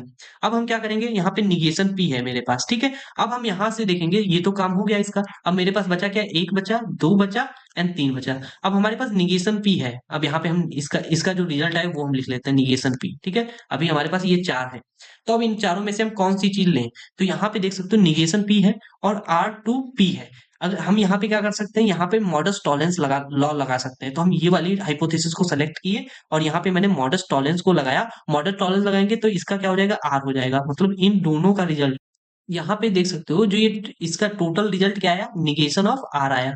आर आया कि नहीं आया, निगेशन ऑफ आर। अब हमारे पास देखो एक ये बची है प्रीमाइसिस और एक ये प्रीमाइसिस बची है, एक ये बची है। अब निगेशन ऑफ आर और यहाँ पे आर टू एस है और एस टू टी है, देन हम क्या करने वाले हैं वो हम यहाँ पे देखते हैं। देखो निगेशन ऑफ आर और negation of R to S, अगर ऐसी कहीं पे सिचुएशन है, देन हम क्या कर सकते हैं, देखो आपको पता भी होगा मॉडस पोपेंस लॉ लगा सकते हैं। अगर कहीं पे भी पी है और यहाँ पे पी टू एस है, देन हम क्या कर सकते हैं, यहाँ पे अगर ऐसी सिचुएशन है, देन हम पी टू पी काट देंगे, देन मेरा आंसर क्या आने वाला है, एस आने वाला है। ठीक है, आई होप आपको यहाँ पे क्लियर हुआ होगा मैं कहना क्या चाह रहा हूँ। ये हमारा मॉडस पोपेंस लॉ होता था। तो निगेशन ऑफ आर, यहाँ पे देख सकते हो निगेशन ऑफ आर और यहाँ पे निगेशन ऑफ आर, ये कट जाएंगे और यहाँ पे आंसर क्या आ जाएगा, एस आ जाएगा। यही तो मॉडस पोपेंस कहता था। निगेशन ना देखो, इसको टोटल अगर मैं पी मानूं तो इसको इसको भी यहाँ पे हम मैं पी ही मान सकता हूँ ना। तो जब दोनों को मैंने पी मान लिया, देन इसका आंसर क्या आ जाएगा, सिंपल एस आ जाएगा। ठीक है, और एस आ गया, देन इस देख सकते हो अब इन दोनों को मैंने जब सॉल्व किया, देन इसका आंसर क्या है, एस। अब सिर्फ बचा मेरे पास यहाँ पे ये है, तो मैं क्या करूंगा, फिर से देख सकते हो मॉडस पॉपेंस लगा सकता हूँ, S2T ऐसा है, देन इसको हम डायरेक्टली क्या लिख सकते हैं, टी लिख सकते हैं कि नहीं लिख सकते हैं, देख सकते हो S और S2T मैंने यहाँ पे ले लिया, एंड देन इसका आंसर क्या आएगा, डायरेक्टली यहाँ पे देख सकते हो टी आ गया, क्योंकि यही तो मुझे लाना था। तो यहाँ पे देख सकते हो मैंने मॉडस पॉपेंस का यूज किया और ये मेरा यहाँ पे आंसर आ चुका है। तो मैं फिर से क्विक रिकैप दे देता हूँ जल्दी से, जिससे क्या हो आपका यहाँ पे जितने भी डाउट्स थे वो यहाँ पे क्लियर हो सके, ठीक है। तो चलिए हम यहाँ पे देखते हैं। सबसे पहले मैंने क्या किया, प्रोपोजिशंस को फाइंड किया, प्रोपोजिशन के बाद मैंने ये जितनी भी प्रीमाइसेस निकालनी थी निकाल ली, और मुझे यहाँ पे देख सकते हो जो पांचवी प्रीमाइसेस है वो मेरा रिजल्ट है। तो इन चार प्रीमाइसेस को क्या करूंगा, मैं सॉल्व करूंगा। तो सबसे पहले मैंने क्या किया, इसमें से डिसाइड किया कि कौन सा लॉ लगाऊं रूल्स ऑफ इन्फेरेंस का। तो मुझे सबसे पहले ये दिखा, इसमें मैं क्या कर सकता हूँ, सिंप्लीफिकेशन लॉ से क्या कर सकता हूँ, निगेशन पी को हम यहाँ से ले सकते हैं। जैसे मैंने निगेशन पी को लिया, देन इसका जो रिजल्ट है निगेशन पी आ गया। अब क्या कर सकता हूँ, इसके साथ में मैं क्या कर सकता हूँ, कौन सा लॉ लगा सकता हूँ, मॉडस टॉलरेंस लगाऊंगा। तो इससे क्या होगा, पी से पी कट जाएगा, निगेशन ऑफ आर आ जाएगा। तो देखो ये दोनों चीज है, मतलब यहां तक जो इतना टोटल चीज थी, इसका रिजल्ट क्या है, निगेशन ऑफ आर। मतलब अब ये मेरे पास बचा, ये मेरे पास बचा और ये बचा।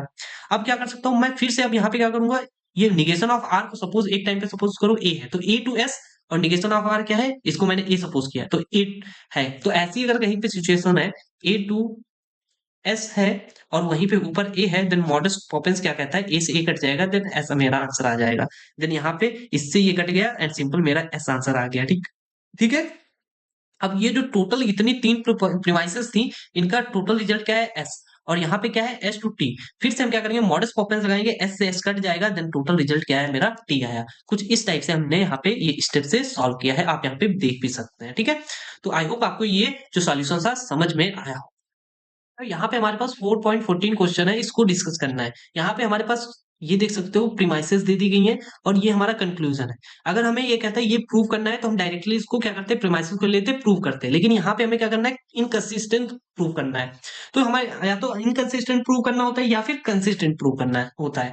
इनकंसिस्टेंट का मतलब हमें कंट्राडिक्शन करना है, और कंसिस्टेंट का मतलब टोटोलॉजी करना है, ठीक है। यहाँ पे आई होप आपको यहाँ पे क्लियर हो रहा होगा। तो यहाँ पे जो ये हमारे पास गिवन प्रीमाइसेस है, अब इनसे मुझे ये रिजल्ट लाना होता तो इजी था, लेकिन मुझे यहाँ पे इनकंसिस्टेंट लाना है। तो हम इसका क्या करेंगे भाई, लाना नहीं है, तो इसका हम जस्ट अपोजिट ले लेंगे। तो निगेशन पी है, तो हमारे पास एक और प्रीमाइसिस हो जाएगी जिसका नाम क्या हो जाएगा, पी हो जाएगा। इसको हम इनडायरेक्ट मेथड बोलते हैं, ठीक है। तो हमारे पास अब कितनी प्रीमाइसिस हो गई सॉल्व करने के लिए, एक, दो, तीन एंड चार एंड पांचवी ये हो गई, ठीक है। आई होप आपको यहाँ पे क्लियर हुआ होगा। तो हमारे पास पांच प्रीमाइसेस हैं। तो हम क्या करने वाले हैं, देख सकते हो, सबसे पहले हम पांचों में से कौन सी प्रीमाइसेस को सेलेक्ट करते हैं। तो सबसे पहले हम क्या करेंगे, इसको सेलेक्ट कर लिया, ठीक है। देखो यहाँ पे मैंने सेलेक्ट कर लिया। अब ये आप वहां पे एग्जाम में लिख देंगे, या आप यहाँ पे सिंपल कह सकते हो कुछ भी, यहाँ पे इसको छोड़ देना, आप यहाँ पे सिर्फ पी टू क्यू समझो, ठीक है।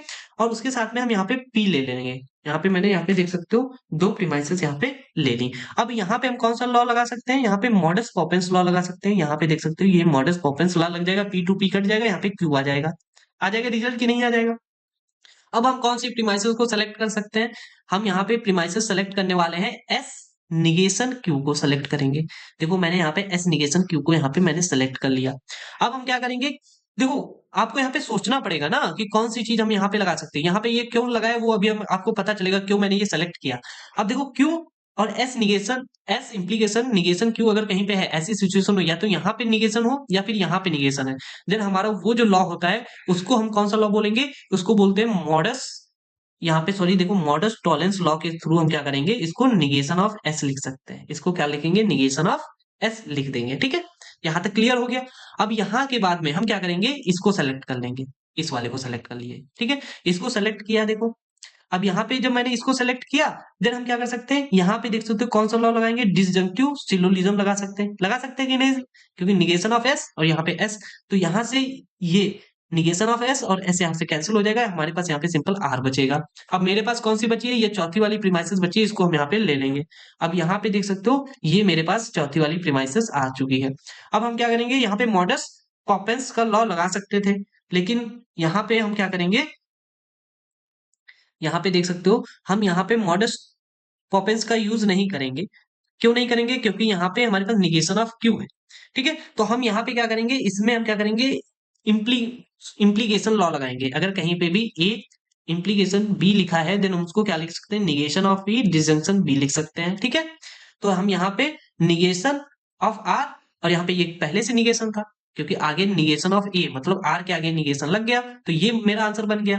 ठीक है, यहाँ पे ये बन गया। अब हम यहाँ पे क्या कर सकते हैं, डी मॉर्गन लगा सकते हैं। यहाँ पे मैंने देखो डी मॉर्गन लॉ लगा दिया। ठीक है, इजी है, क्योंकि डी मॉर्गन हम यहाँ पे लगा सकते हैं, आपको पता ही है। अब हम इसका क्या कर सकते हैं, यहाँ पे देख सकते हो ये ये जो चीज है, अब यहाँ पे हम क्या कर सकते हैं, देखो जो हमारे पास यहाँ पे आर आया था, इसके साथ में हम कंजंक्शन लॉ लगा सकते हैं। आपको पता होगा कंजंक्शन सिलोजिज्म, आपको मैंने रूल्स ऑफ इन्फरेंस बताया था। तो आर है आर, और यहाँ पे एंड एस भी तो लिख सकते हैं कि नहीं लिख सकते हैं, लिख लिया।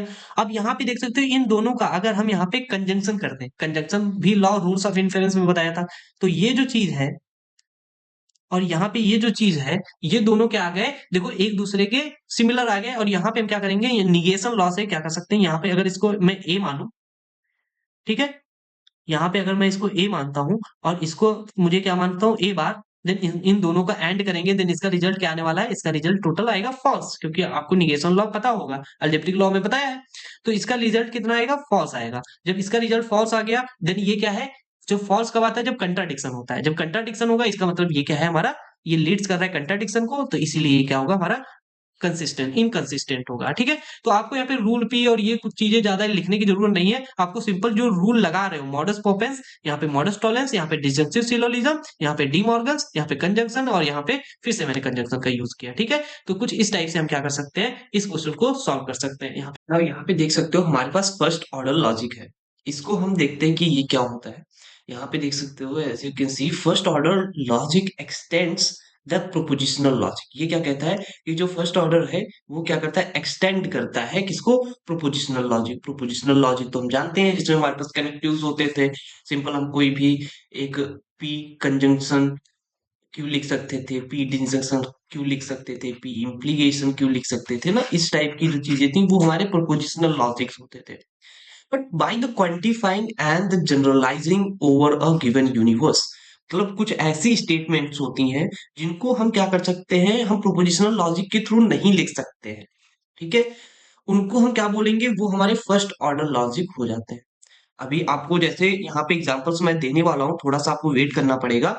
हमारे पास क्या थे, कुछ प्रोपोजिशनल लॉजिक थे, वो क्या होते हैं, वो कुछ बाउंडेड है, मतलब कुछ ऐसी जगह पे ही लग सकते हैं, सभी जगह पे नहीं लग सकते। कुछ ऐसी सिचुएशंस होती हैं, कुछ ऐसी स्टेटमेंट होती है, वहां पे हमारा प्रोपोजिशनल लॉजिक फेल हो जाता है। देन वहां पे हमारे पास क्या आएगा, फर्स्ट ऑर्डर लॉजिक आ जाएगा। अभी यहां तक क्लियर है। तो यहाँ पे आपको समझने वाली बात है, अगर फर्स्ट ऑर्डर लॉजिक कोई कहता है, देन उसके अंदर प्रोपोजिशनल लॉजिक तो आएगा ही आएगा। ठीक है, और इस फर्स्ट ऑर्डर लॉजिक को ही हम क्या कह सकते हैं, फर्स्ट ऑर्डर प्रेडिकेट कैलकुलस या प्रेडिकेट लॉजिक। क्लियर है। अब यहीं पे देख सकते हो, प्रेडिकेट कैलकुलस अ जनरलाइज्ड फॉर्म, जो जनरल फॉर्म होगी हमारी प्रोपोजिशनल कैलकुलस की, उसी को जो, और यहाँ पे फॉर मैनिपुलेटिंग स्टेटमेंट। ओके, अभी यहाँ पे क्या आएगा, यूनिवर्स ऑफ डिस्क्लोजर क्या होगा, सॉरी डिस्कोर्स क्या होगा। तो यूनिवर्स ऑफ डिस्कस क्या होता है, जो हम वहां से वैल्यूज लेंगे, मतलब कौन सी वैल्यूज को हम यहाँ पे क्या कर रहे हैं, जो हमारे प्रेडिकेट वेरिएबल हम यहाँ पे कंसीडर करेंगे। अभी एग्जांपल करेंगे तो आपको समझ में आएगा कौन सा प्रेडिकेट वेरिएबल्स होगा, उसकी जो वैल्यूज होंगी, मतलब कौन सा सेट में कौन सा सेट की वैल्यूज हो सकती हैं, उसी को हम क्या बोलेंगे, यूनिवर्स ऑफ डिस्कर्स। ठीक है, वो आगे अभी हम चलेंगे तो अच्छे से क्लियर होने वाला है। तो यूनिवर्स ऑफ डिस्कर्स क्या होगा, जैसे set of integer, set of real number, set of imaginary numbers, हाँ, ऐसी चीजें जो होंगी वो हमारी यूनिवर्स ऑफ डिस्कर्स होगी। तो आई होप आपको फर्स्ट ऑर्डर लॉजिक समझ में आया होगा। फर्स्ट ऑर्डर लॉजिक कुछ नहीं है, कुछ ऐसी चीजें हैं जो हमारी प्रोपोजिशनल लॉजिक में नहीं आती हैं, उनको हमें क्या करना है, उनको भी किसी न किसी तरह से हमें क्या करना है, लिखना है और उनको डिफाइन करना है। तो उनको हम कैसे डिफाइन करेंगे, with the help of first order logic. I hope you got it. तो चलिए हम थोड़ा सा बात करते हैं, यहाँ पे देखो क्वांटिफाइंग करते हैं हम, यहाँ पे क्वांटिफाई करते हैं ना जनरल फॉर्म में। तो कैसे क्वांटिफाई करेंगे वो हम यहाँ पे देखते हैं। तो क्वांटिफाई करने के टू मेथड्स हैं। कितने मेथड्स हैं, टू। एक तो होता है एवरी, एंड दूसरा क्या होता है, दूसरा होता है एग्जिस्टेंशियल। ठीक है, तो यूनिवर्सल क्वांटिफायर और एग्जिस्टेंशियल क्वांटिफायर। तो यूनिवर्सल को हम बोलेंगे एवरी, एंड एग्जिस्टेंशियल को बोलेंगे ई। ठीक है, तो इसको हम सिंबलाइज इस टाइप से करेंगे। एंड सिग्निफाइज, ये क्या, अगर कहीं पे फॉर ऑल लिखा है देन उसका मतलब क्या है कि ये यूनिवर्सल है। फॉर एवरी लिखा है देन ये भी क्या है, यूनिवर्सल है। जिसे मैं कहता हूं every person is good, then क्या है भाई, जितने पर्सन है वहां पे गुड है, ठीक है। अब जैसे मैंने कहा some person are bad, some person are good, and then यहाँ पे क्या लगेगा, एग्जिस्टेंशियल का साइन लगेगा। वो कैसे लगेगा वो आपको देखना है। तो for some and for there exist, अगर कहीं पे दो चीजें यूज होती हैं, उन दोनों में से कोई भी एक चीज, देन हम कह सकते हैं ये क्या है, एग्जिस्टेंशियल क्वांटिफायर है। I hope you clear it. Okay, तो चलिए हम थोड़ा सा रूल्स ऑफ इन्फेरेंस इसके देख लेते हैं कि ये इसकी जो एजम्पशंस है वो क्या है। तो हमारे पास दो चीजें होती हैं। देखो, किसी का हम स्पेसिफिकेशन भी कर सकते हैं, तो उसका जनरलाइज फॉर्म भी लिख सकते हैं। स्पेसिफाई का मतलब क्या है, एक जनरल फॉर्म होगा उसको ब्रेक करके एक स्पेसिफाइड फॉर्म दे देना, और किसी भी एक स्पेसिफिकेशन को जनरल फॉर्म दे देना ही क्या होता है, यूनिवर्सल जनरलाइजेशन होता है। तो यूनिवर्सल स्पेसिफिकेशन क्या होगा, by this rule if premises is this, अगर ये प्रीमाइसेस है, ये ट्रू है, देन हम क्या कर सकते हैं, देन पीसी भी क्या होगा, ट्रू होगा।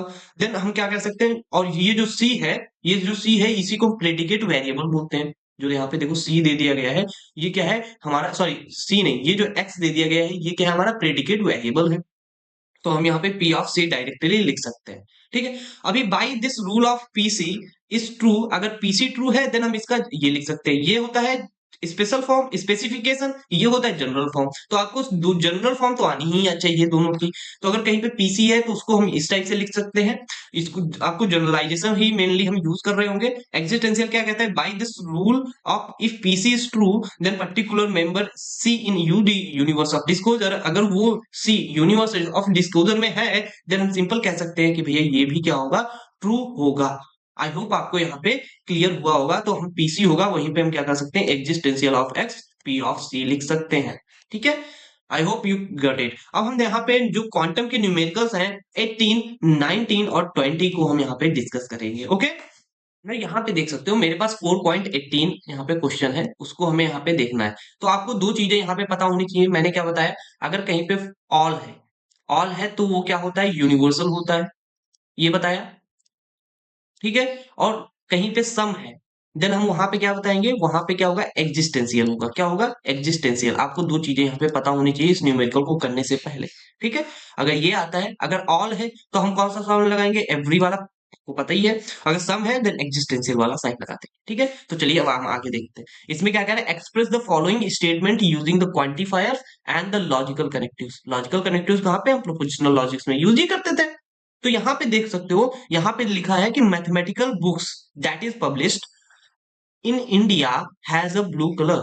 अभी यहाँ पे आपको सिंपल समझ में आ रहा होगा कि कोई भी जो बुक है इंडिया में पब्लिश होती है देन उसका कलर कैसा होता है, ब्लू होता है। तो अगर कोई भी बुक अगर पब्लिश होगी तभी तो उसका कलर ब्लू होगा। तो यहाँ पे कंडीशन है इफ द, अगर हम यहाँ पे इफ भी लगा दें देन क्या होगा, अगर इफ भी लगा देते हैं देन हमारा क्या मतलब, इसका सेंस क्या निकल रहा है, इफ और देन की कंडीशन यहाँ पे लग रही है। जब कोई बुक पब्लिश होती है इंडिया में देन वो उसका कलर कैसा होगा, ब्लू होगा। तो यहाँ पे हमें पता है कि कौन सा साइन लगने वाला है, implication, P implication of Q वाला चीज बनने वाली है, ठीक है।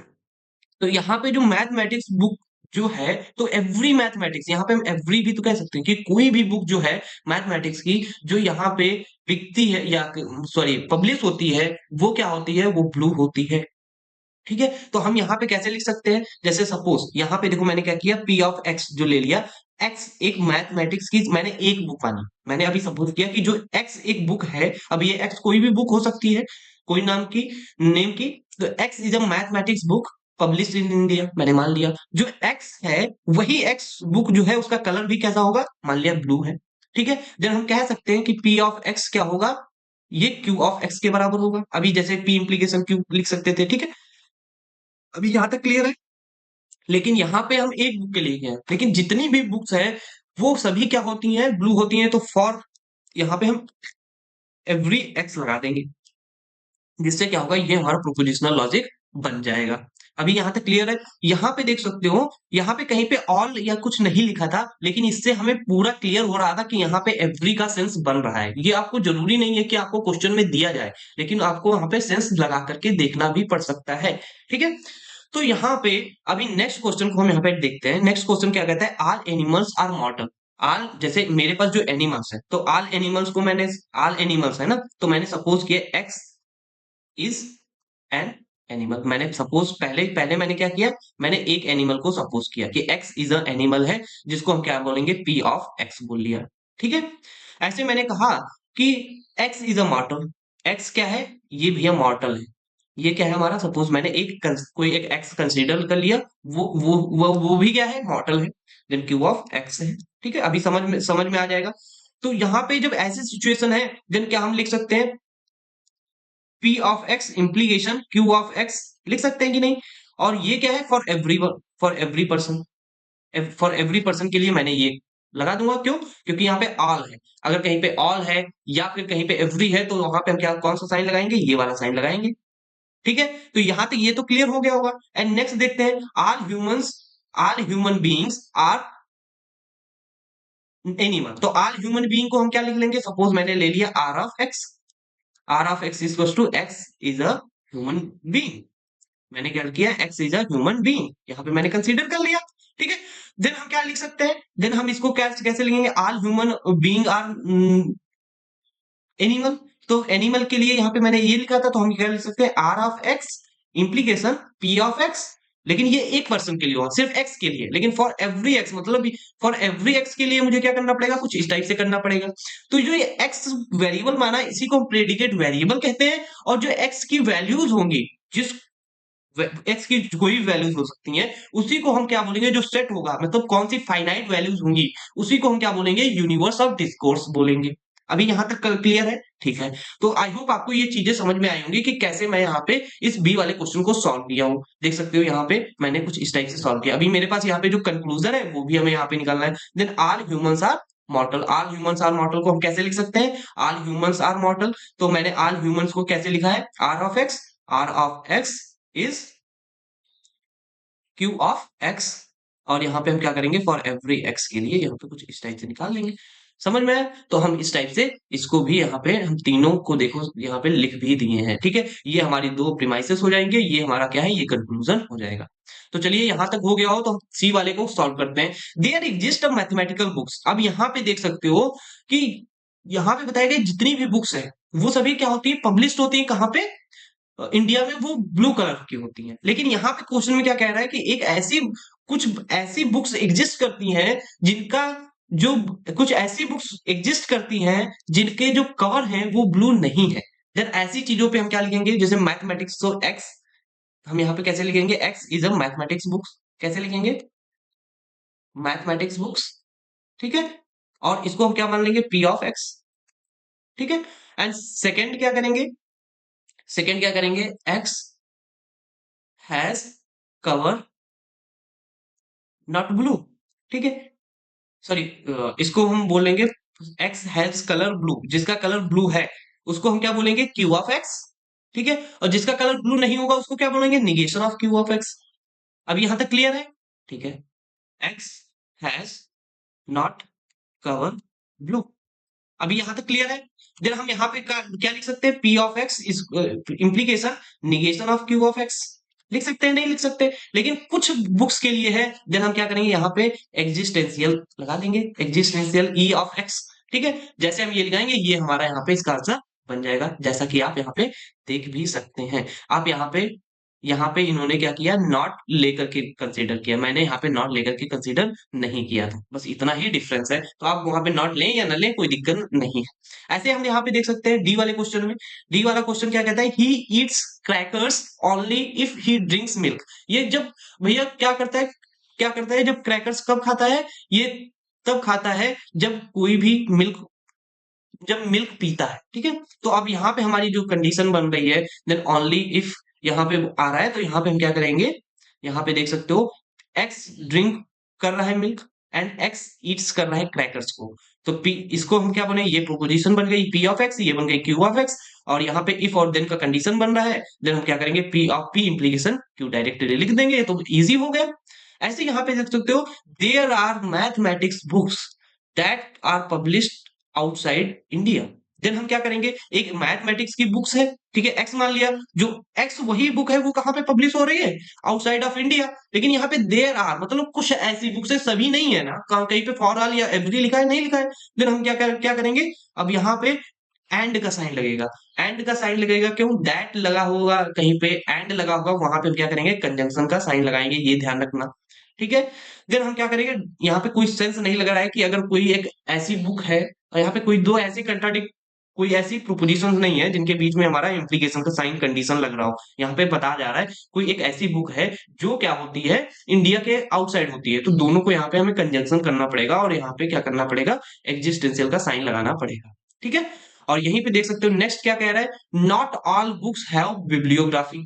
तो अब हमें यहाँ पे क्या करना पड़ेगा, हमें यहाँ पे नॉट के लिए नहीं, पहले फाइंड करना पड़ेगा ऑल बुक्स हैव बिब्लियोग्राफी। तो हम क्या करेंगे, एक्स, यहाँ पे मैंने क्या किया, एक्स एक बुक है जिसकी पास हैविंग बिब्लियोग्राफी, देन हम क्या करेंगे, पी ऑफ एक्स क्या हो जाएगा, पी ऑफ एक्स जो है, x is a book having bibliography, लेकिन आगे हम निगेशन लगा देंगे, देन इसका क्या हो जाएगा, ये पूरा का पूरा निगेशन हो जाएगा। और ये कैसे हो जाएगा, फॉर एवरी आगे हम लगा देंगे, जिसके आगे देखो यहाँ पे ऑल बुक्स हो जाएंगी ना। एक बुक के लिए मैंने निकाला कि ये बिब्लियोग्राफी नहीं है, उसके आगे सेट फॉर एवरी एक्स मैंने यूनिवर्सल लगा दिया, और फिर उसके बाद में नॉट के लिए मैंने निगेशन लगा दिया। ठीक है, जिससे मेरा ये पूरा काम हो गया है। तो कुछ इस टाइप से हम यहाँ पे इसके क्वेश्चंस को सॉल्व करते हैं। तो यहाँ पे देख सकते हो मेरे पास 4.19 क्वेश्चन है, इसको मुझे यहाँ पे डिस्कस करना है। तो इसमें दो पार्ट है, पहले हम पहले पार्ट को डिस्कस करते हैं। देखो यहाँ पे लिखा हुआ है कि मुझे एक स्टेटमेंट है जिसको क्वांटिफायर्स में डिफाइन करना है। ठीक है, ये जो क्वांटिफायर्स है इसमें डिफाइन करना है। और यहाँ पे every student in this class has taken some courses in every department in the school of mathematics science. ठीक है, तो यहाँ पे सिंपल इसका कहने का मतलब है एवरी स्टूडेंट, तो हमारे पास एक एक्स स्टूडेंट होगा, तो एवरी क्या हो जाएगा, पी ऑफ एक्स, और उसके आगे क्या लग जाएगा, यूनिवर्सल ऑफ एक्स। ठीक है, तो ये जो चीज है ये हमारा क्या बता रहा है, एवरी स्टूडेंट। अभी यहां तक समझ में आया, जो जितने भी स्टूडेंट है वो हैज टेकन जरूर लेते ही लेते हैं, तो यहाँ पे हमारा कौन सा साइन आ जाएगा, इंप्लीकेशन का साइन आ जाएगा, क्योंकि हैज टेकन वाला मैंने पहले एग्जांपल बताया था, वहां पे इंप्लीकेशन लगवाया था ना। यहाँ पे बोल रहा है सम कोर्सेस, सपोज मैंने माना कि एक वाई कोर्स है, एक वाई कोर्स है, तो उसके लिए क्या बोल जाएगा, वाई कोर्स है, देन हम यहाँ पे कह सकते हैं कि एग्जिस्टेंशियल ऑफ वाई हो जाएगा कि नहीं हो जाएगा। ठीक है, और यहाँ पे क्या है, इन एवरी डिपार्टमेंट, इन एवरी डिपार्टमेंट के लिए क्या हो जाएगा, यहाँ पे सॉरी, जेड हो जाएगा, जेड हो जाएगा ना, सपोज जेड एक डिपार्टमेंट है, सो एवरी डिपार्टमेंट के लिए यूनिवर्सल ऑफ जेड। और इसको जो यहाँ पे हम, अगर यहाँ पे वाई मिसिंग है, यहाँ पे वाई लिख लेना, तो इसको हम बोलते हैं नेस्टेड क्वांटिफायर्स, इसको क्या बोलते हैं, नेस्टेड क्वांटिफायर्स। तो यहाँ पे ये जो ये जो एवरी जेड है वो डिपेंड किस पे करता है, इस एग्जिस्टेंशियल पे डिपेंड करता है। ठीक है, जो आगे होगा उस पे ये पीछे वाला डिपेंड करता है ना। यहाँ पे देख सकते हो हम इसको पढ़ेंगे कैसे, देखो यहाँ पे एग्जिस्टेंशियल किसके लिए लगा है, सम के लिए। तो some courses are exist for every department, Z का मतलब क्या है, डिपार्टमेंट। तो some courses are exist for every department. अभी यहां तक समझ में आया।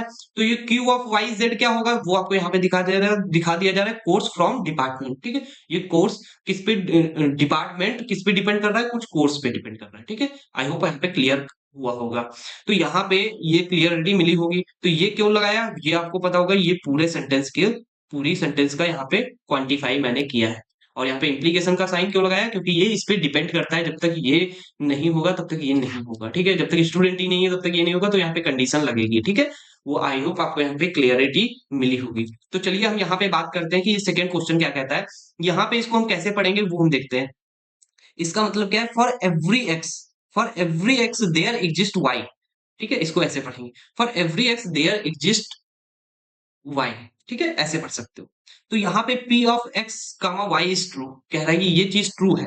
तो क्या जरूरी है कि यहाँ पे देखो एक चीज मिस हो गई है, यहाँ पे हम लिखेंगे एग्जिस्टेंशियल ऑफ एक्स। ठीक है, यहाँ पे ए ऑफ एक्स यहाँ पे लगा लेंगे। ठीक है, तो एग्जिस्टेंशियल ऑफ एक्स यहाँ पे मैं लगा देता हूँ, यहाँ पे existential of x, P of x y क्या ट्रू होगा, जब ये ट्रू है तो हम यहाँ पे देखते हैं। देखो यहाँ पे मैंने एक कंसीडर किया एग्जांपल कि सपोज पी ऑफ एक्स जो है वो हमारा क्या है, ट्रू है सेट ऑफ इंटीजर के लिए। तो यूनिवर्स ऑफ डिस्कस क्या हो जाएगा, यहाँ पे देख सकते हो सेट ऑफ इंटीजर्स। ठीक है, और यहाँ पे देख सकते हो कि क्या है, del of sorry, for every x there exist y P of x is true. अब जैसे यहाँ पे मैं एग्जांपल बताता हूँ, जैसे मैंने सपोज एक्स की कोई भी वैल्यू ले ली, कोई भी एक वैल्यू ले सकते हो, मैंने ले लिया 10। ठीक है, तो आपको यहाँ पे चेक करना है कि क्या कोई एक ऐसी वैल्यू है जो हम यहाँ पे रख दें जिससे क्या हो, यहाँ पे हमारे पास 3 आ जाए, हम माइनस का 7 रख देंगे और यहाँ पे क्या हो जाएगा, मेरा यहाँ पे 3 आंसर आ जाएगा कि नहीं। तो देखो कोई भी वैल्यू आप यहाँ से सेट ऑफ इंटीजर की उठा लेंगे, उसकी कोई ना कोई एक ऐसी वैल्यू मिल जाएगी वाई की जिससे इसकी वैल्यू 3 आ जाए। तो देख सकते हो, अभी मैं फिर से एक और एग्जांपल ले लेता हूँ, जैसे मैं यहाँ पे लेता हूँ माइनस का 14, ठीक है, माइनस का 14 ले लिया। तो क्या कोई ऐसी वैल्यू है जो मैं यहाँ पे रख दूं जिससे क्या 3 बन जाए? हाँ बन जाएगा, 17 रख दूंगा 3 बन जाएगा। अभी यहां तक क्लियर है कि मेरे कोई भी एक्स की ऐसी वैल्यू उठा लो एंड उस ऐसी एक कोई ना कोई एक वैल्यू मिल जाएगी वाई की जिससे मेरी इसकी वैल्यू 3 हो जाएगी।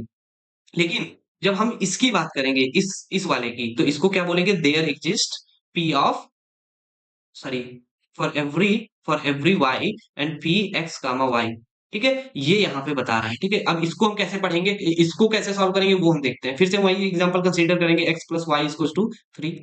ठीक है, अब मैंने ये कंसीडर कर लिया, तो आपको यहाँ पे देखना है, आपको यहाँ पे क्या देखना है कि यहाँ पे जो मैं वैल्यू लेता था, तो अभी हम कोई भी हम यहाँ पे एक वैल्यू ले सकते हैं, कोई एक वैल्यू ले सकते हैं।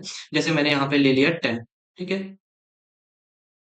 यहाँ पे मैंने ले लिया 10, यहाँ पे मैंने 10 ले लिया, तो क्या हम कोई भी वैल्यू y की रखने में हमारा 3 हो जाएगा? नहीं होगा। हम कोई भी वैल्यू क्या हम यहाँ पे 1 कर देंगे तो क्या हो जाएगा? नहीं, ये तो 11 हो जाएगा। यहाँ पे 2 रख देंगे तो क्या हो जाएगा? नहीं। यहाँ पे फॉर एवरी y मतलब सेट ऑफ इंटीजर में कोई भी वैल्यू रख दो, इसका वैल्यू 3 हो जाएगी, ऐसा पॉसिबल ही नहीं है। है क्या पॉसिबल? नहीं है पॉसिबल ना। तो फॉर फॉर यहाँ पे लिखो there exist x for every y, तो यहाँ पे ये ट्रू नहीं है। समझ में आया ना? तो ये क्यों ट्रू है वो आपको पता होगा, क्योंकि हम यहाँ पे कोई भी वैल्यू पहले रख देते हैं, फिर मुझे सिर्फ एक ही वैल्यू ढूंढनी पड़ती है। यहाँ पे हम कोई एक वैल्यू लेते हैं, फिर उसके बाद सभी वैल्यू चेक डालते हैं, तो ऐसा पॉसिबल ही नहीं है सम के केस में। तो यहाँ पे जो ये पी ऑफ एक्स है, ये इस वाले एग्जाम्पल के लिए यहाँ पे राइट नहीं है, so that's why it is a wrong. ठीक है, तो यहाँ पे बता रहा है कि ये हमारा ये ट्रू हो सकता है, बट ये वाला ट्रू नहीं होगा। ठीक है, तो यहाँ पे आई होप आपको ये क्लैरिटी मिल गई होगी कैसे इस एग्जाम्पल को हम सॉल्व करते हैं। यहाँ पे एक और क्वेश्चन देखने वाले हैं क्वांटिफाइंग का, जिससे क्या होगा आपको और भी क्लैरिटी यहाँ पे मिल पाए। तो यहाँ पे देखो मेरे पास क्या है, 4.20 है, इसको मुझे यहाँ पे डिस्कस करना है। तो ये क्या कहता है वो हम यहाँ पे देखते हैं। देख सकते हो यहाँ पे कह रहा है कि पहला क्वेश्चन क्या कह रहा है, all students needs financial aids. अगर आप ये क्वेश्चन कर लेते हैं तो आप अच्छे से लॉन्ग क्वेश्चन को बना पाएंगे और ज्यादा टाइम नहीं लगेगा। All student need financial aid, तो ऑल स्टूडेंट सपोज एक्स क्या है, एक हमारा एक्स इज अ स्टूडेंट, ऐसे आप वहां पे लिख देंगे। तो इसको एक्स एक स्टूडेंट है, तो एस ऑफ एक्स क्या हो जाएगा हमारे यहाँ पे, एक ये प्रेडिकेट वेरिएबल हो गया। ठीक है, तो for every x of S of x, ये क्या हो जाएगा, एवरी स्टूडेंट के लिए कर दिया। ठीक है, ये मेरा एवरी स्टूडेंट हो गया। एंड फाइनेंशियल एड के लिए क्या हो जाएगा, फाइनेंशियल एड के लिए यहाँ पे हमने बना दिया x x has financial aid, financial financial aid. ठीक है, एक्स नीड यहाँ पे लिखेंगे एक्स नीड फाइनेंशियल एड। ठीक है, तो इसको हम क्या बोलेंगे, एफ ऑफ एक्स। ठीक है, तो हम यहाँ पे टोटल इसको कैसे लिख सकते हैं, फॉर एवरी एक्स, यहाँ पे S of x needs, need है इसको तो इम्प्लीकेशन लगा दिया, एंड एफ ऑफ एक्स। ठीक है, कुछ इस टाइप से हम इसको लिख सकते हैं। अब यहाँ तक क्लियर है। And some cows are not white, तो some cows are not white, तो हम यहाँ पे क्या लिखेंगे, एक्स इज काउ। ठीक है, एक हमारे पास काउ है तो उसको सी ऑफ एक्स बोल सकते हो, काउ है तो इसलिए सी ऑफ एक्स बोल लिया। एंड व्हाइट है, देन डब्ल्यू ऑफ, यहाँ पे हम क्या करेंगे, डब्ल्यू ऑफ एक्स, सॉरी यहाँ पे देख सकते हो हम यहाँ पे क्या बोलेंगे, डब्ल्यू, डब्ल्यू ऑफ एक्स क्या हो जाएगा, x is white not white. ठीक है, यहाँ पे नॉट वाइट बोल देंगे, जैसे हम यहाँ पे बोलेंगे देन हमारा ये क्या हो जाएगा। अब इसको हम कैसे लिख सकते हैं, C of X implication W of X. ठीक है, और ये क्या हो जाएगा, फॉर सम है तो एक्सिस्टेंशियल लिख देंगे। अभी यहाँ तक क्लियर है। ठीक है, लेकिन यहाँ पे अगर मैं सिर्फ एक्स इज वाइट लेता तो यहाँ पे हम निगेशन का यूज करते हैं। कुछ समझ में है, क्योंकि नॉट के लिए यहाँ पे, लेकिन मैंने यहाँ पे नॉट का नॉट यहीं पे ले लिया था, तो इसलिए यहाँ पे मुझे यूज नहीं करना पड़ा। तो चलिए मैं दोनों के आंसर यहाँ पे दिखा देता हूँ। ठीक है, यहाँ पे ये मेरा यहाँ पे क्लियर हो चुका है।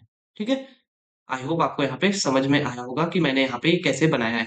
तो जरूरी नहीं है, अब यहाँ पे इन्होंने क्या किया, और यहाँ पे आप ध्यान देने वाली बात है, जो यहाँ पे नॉट नहीं लेंगे तो जरूरी नहीं यहाँ पे लगाएं, आप इसके आगे भी लगा सकते हैं। ठीक है, तो वो आपको देखना है कि कैसे आप बना रहे हैं। ठीक है, अब यहाँ पे देख सकते हो, Suresh will get if division if and only if he gets the first division. अब यहाँ पे ये जो सेंटेंस है, आप इसको पढ़ के 2-3 बार देखेंगे तो आप यहाँ पे कंक्लूजन ही नहीं निकाल सकते। थोड़ा सा क्वेश्चन रॉन्ग लग रहा है, तो यहाँ पे इसीलिए यहाँ पे देख सकते हो, sentence is incorrect so can not be translate into the expression.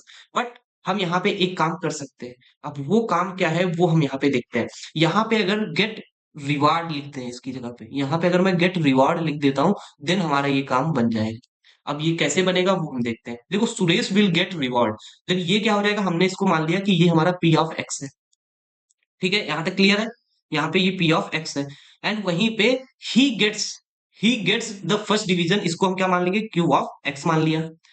तो अब इसके बाद में इफ एंड ओनली इफ है, तो इसके लिए क्या हो जाएगा, ये हमारा क्या हो जाएगा, ये हमारा डबल इंप्लीकेशन साइन हो जाएगा, डबल बाई कंडीशनल। तो हम पी ऑफ एक्स को हम क्या बोल सकते हैं, by conditional cube of x. तो हम कुछ इस टाइप से यहाँ पे बना सकते थे, लेकिन यहाँ पे रिवॉर्ड नहीं लिखा है, या कोई ऐसी चीज लिखी होती जो इसको मिल रही होती जब फर्स्ट डिवीजन पाया, देन हम यहाँ पे इसको बना सकते थे। So that's why it's very confusing, दो इसको हम डायरेक्ट वहां पे इनकरेक्ट लिख सकते हैं।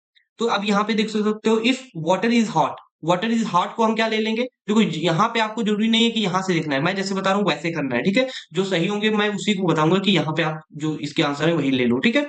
जो वाटर इज हॉट को मैं क्या ले लूंगा, यहाँ पे मैंने ले लिया पी ऑफ एक्स, ठीक है। पी ऑफ एक्स को क्या ले लिया, वाटर इज हॉट। पहले पहली यहाँ पे मैंने यहाँ पे प्रोपोजिशन ले ली। सेकंड क्या है, Shyam will go swimming in pool, ठीक है। तो इसको हम क्या बोलेंगे, इसको हम क्या बोलेंगे, इसको हम मैंने बोलिए एस ऑफ एक्स। अभी यहां तक कोई दिक्कत है नहीं, लेकिन यहाँ पे इफ और देन का केस है, देन हम क्या लिखेंगे, P of X implication S of X, ठीक है। कुछ इस टाइप से हम बना लेंगे, यहाँ पे कोई फॉर एवरी वाला साइन नहीं लगेगा, and that is the totally wrong, ठीक है। क्योंकि ये डायरेक्टली हम ऐसे ही हम उसमें प्रोपोजिशनल लॉजिक में लिख सकते हैं, हमें क्वांटिफाई करने की जरूरत ही नहीं है। प्रेडिकेट में क्या करने की जरूरत है, हमें कहीं पे या फॉर एवरी या सम लिखा है, नहीं लिखा है तो हम क्यों लिखेंगे।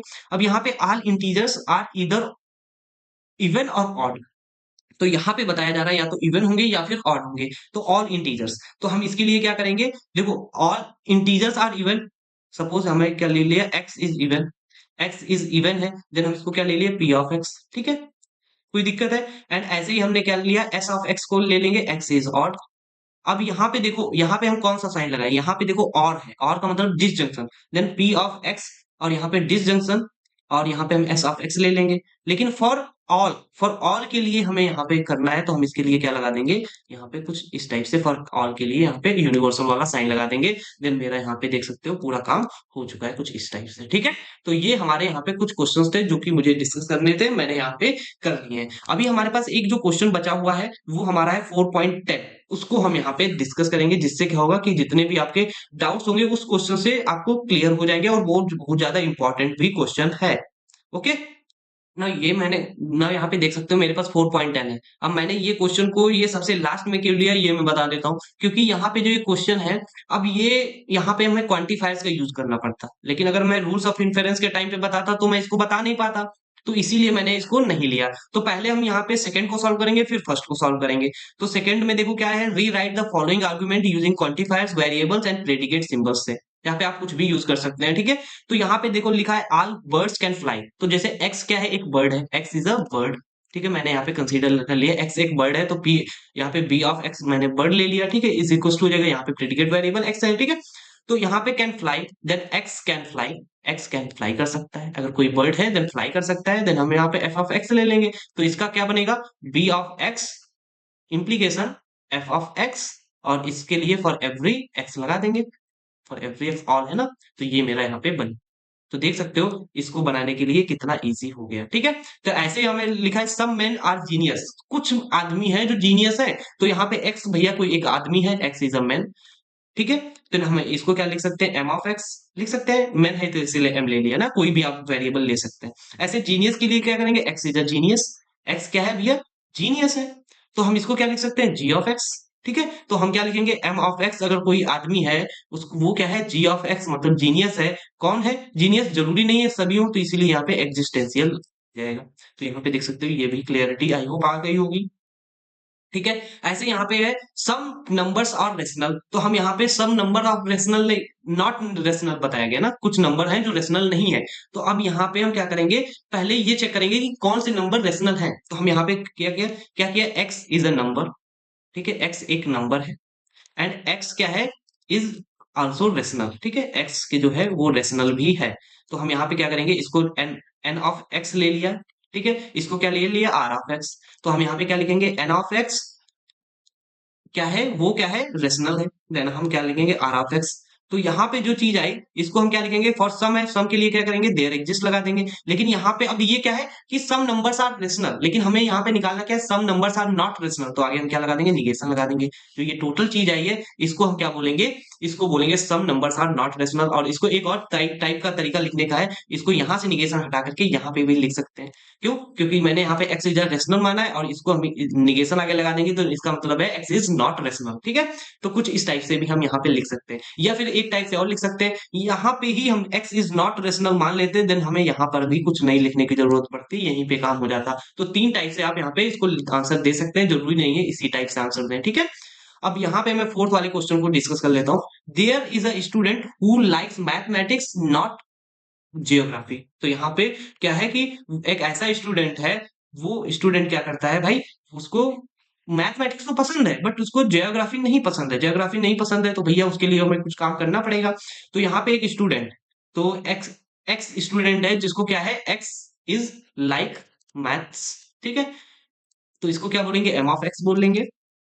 अभी यहाँ तक क्लियर है।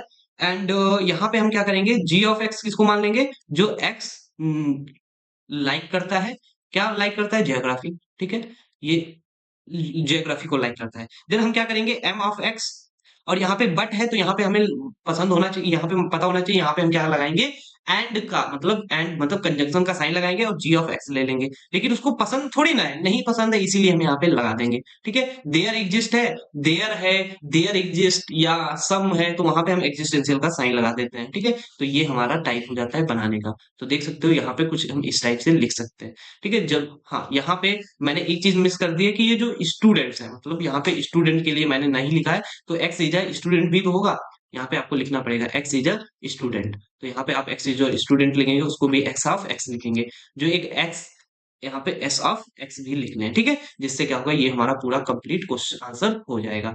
जब इतना हो जाए तो हम यहाँ पे थोड़ा सा मूव करेंगे फर्स्ट वाले पे, कि भैया यहाँ पे कह रहा है सो दैट, अब यहाँ पे शो करना है कि ये जो प्रोपोजिशन दे दी गई है क्या ये टोटोलॉजी है, और हमें विदाउट यूजिंग ट्रुथ टेबल के बिना हमें इसको प्रूव करना है। तो हम इसको कैसे प्रूव करेंगे वो हम यहाँ पे देखते हैं। मैं यहाँ पे देख सकते हो, ये हमारे पास क्वेश्चन है, इसको मुझे सॉल्व करना है। तो ये बहुत ज्यादा इंपॉर्टेंट क्वेश्चन है एग्जाम के पॉइंट ऑफ व्यू से, और आपको ये प्रिपेयर करके जाना है। ठीक है, तो चलिए हम यहाँ पे देखते हैं ये क्वेश्चन सॉल्व कैसे होगा। तो यहाँ पे एक क्वेश्चन में मिस्टेक है, वो हम यहाँ पे पहले सॉल्व कर लेते हैं। यहाँ पे देख सकते हो मेरे पास यहाँ पे जो ये क्वेश्चन है, यहाँ पे इसमें ये जो निगेशन यहाँ पे लगा है, ये यहाँ पे ना होकर के यहाँ पे है। ठीक है, ये आप यहाँ पे चेंज कर लेंगे। अब ये बिल्कुल राइट क्वेश्चन है सॉल्व करने के लिए। तो चलिए हम यहाँ पे देखते हैं कि क्या कर सकते हैं। देखो हम यहाँ पे दो जगह पे हम रूल्स ऑफ अलजेब्रिक लॉ लगा सकते हैं। वो कौन सा लॉ होगा, यहाँ पे डी मॉर्गन, एक तो यहाँ पे लगा सकते हैं डी मॉर्गन, और एक यहाँ पे डी मॉर्गन लगा सकते हैं। तो चलिए हम लगाते हैं पहले। तो यहाँ पे अगर लगाएंगे तो ये क्या हो जाएगा, निगेशन क्यू कंजंक्शन आर हो जाएगा, क्योंकि निगेशन बाहर आ जाएगा। आपको डी मॉर्गन पता ही होगा, डी मॉर्गन की आप लिस्ट खोल के देख लेना, जो रूल्स ऑफ अलजेब्रिक बताए थे वहां पे आप लेकर के बैठेंगे तो अच्छा होगा। और यहाँ पे निगेशन पी कंजंक्शन तो ये रहेगा रहेगा। ठीक है, ये एज इट इज लिख लिया, और इसके आगे निगेशन है, ये भी आप यहाँ पे लिख लें, and conjunction and P conjunction Q आपका ये रहेगा ही रहेगा। ठीक है, यहाँ पे आपको कोई दिक्कत नहीं होगी। ठीक है, ये हमारा हो गया। अभी यहाँ तक क्लियर है।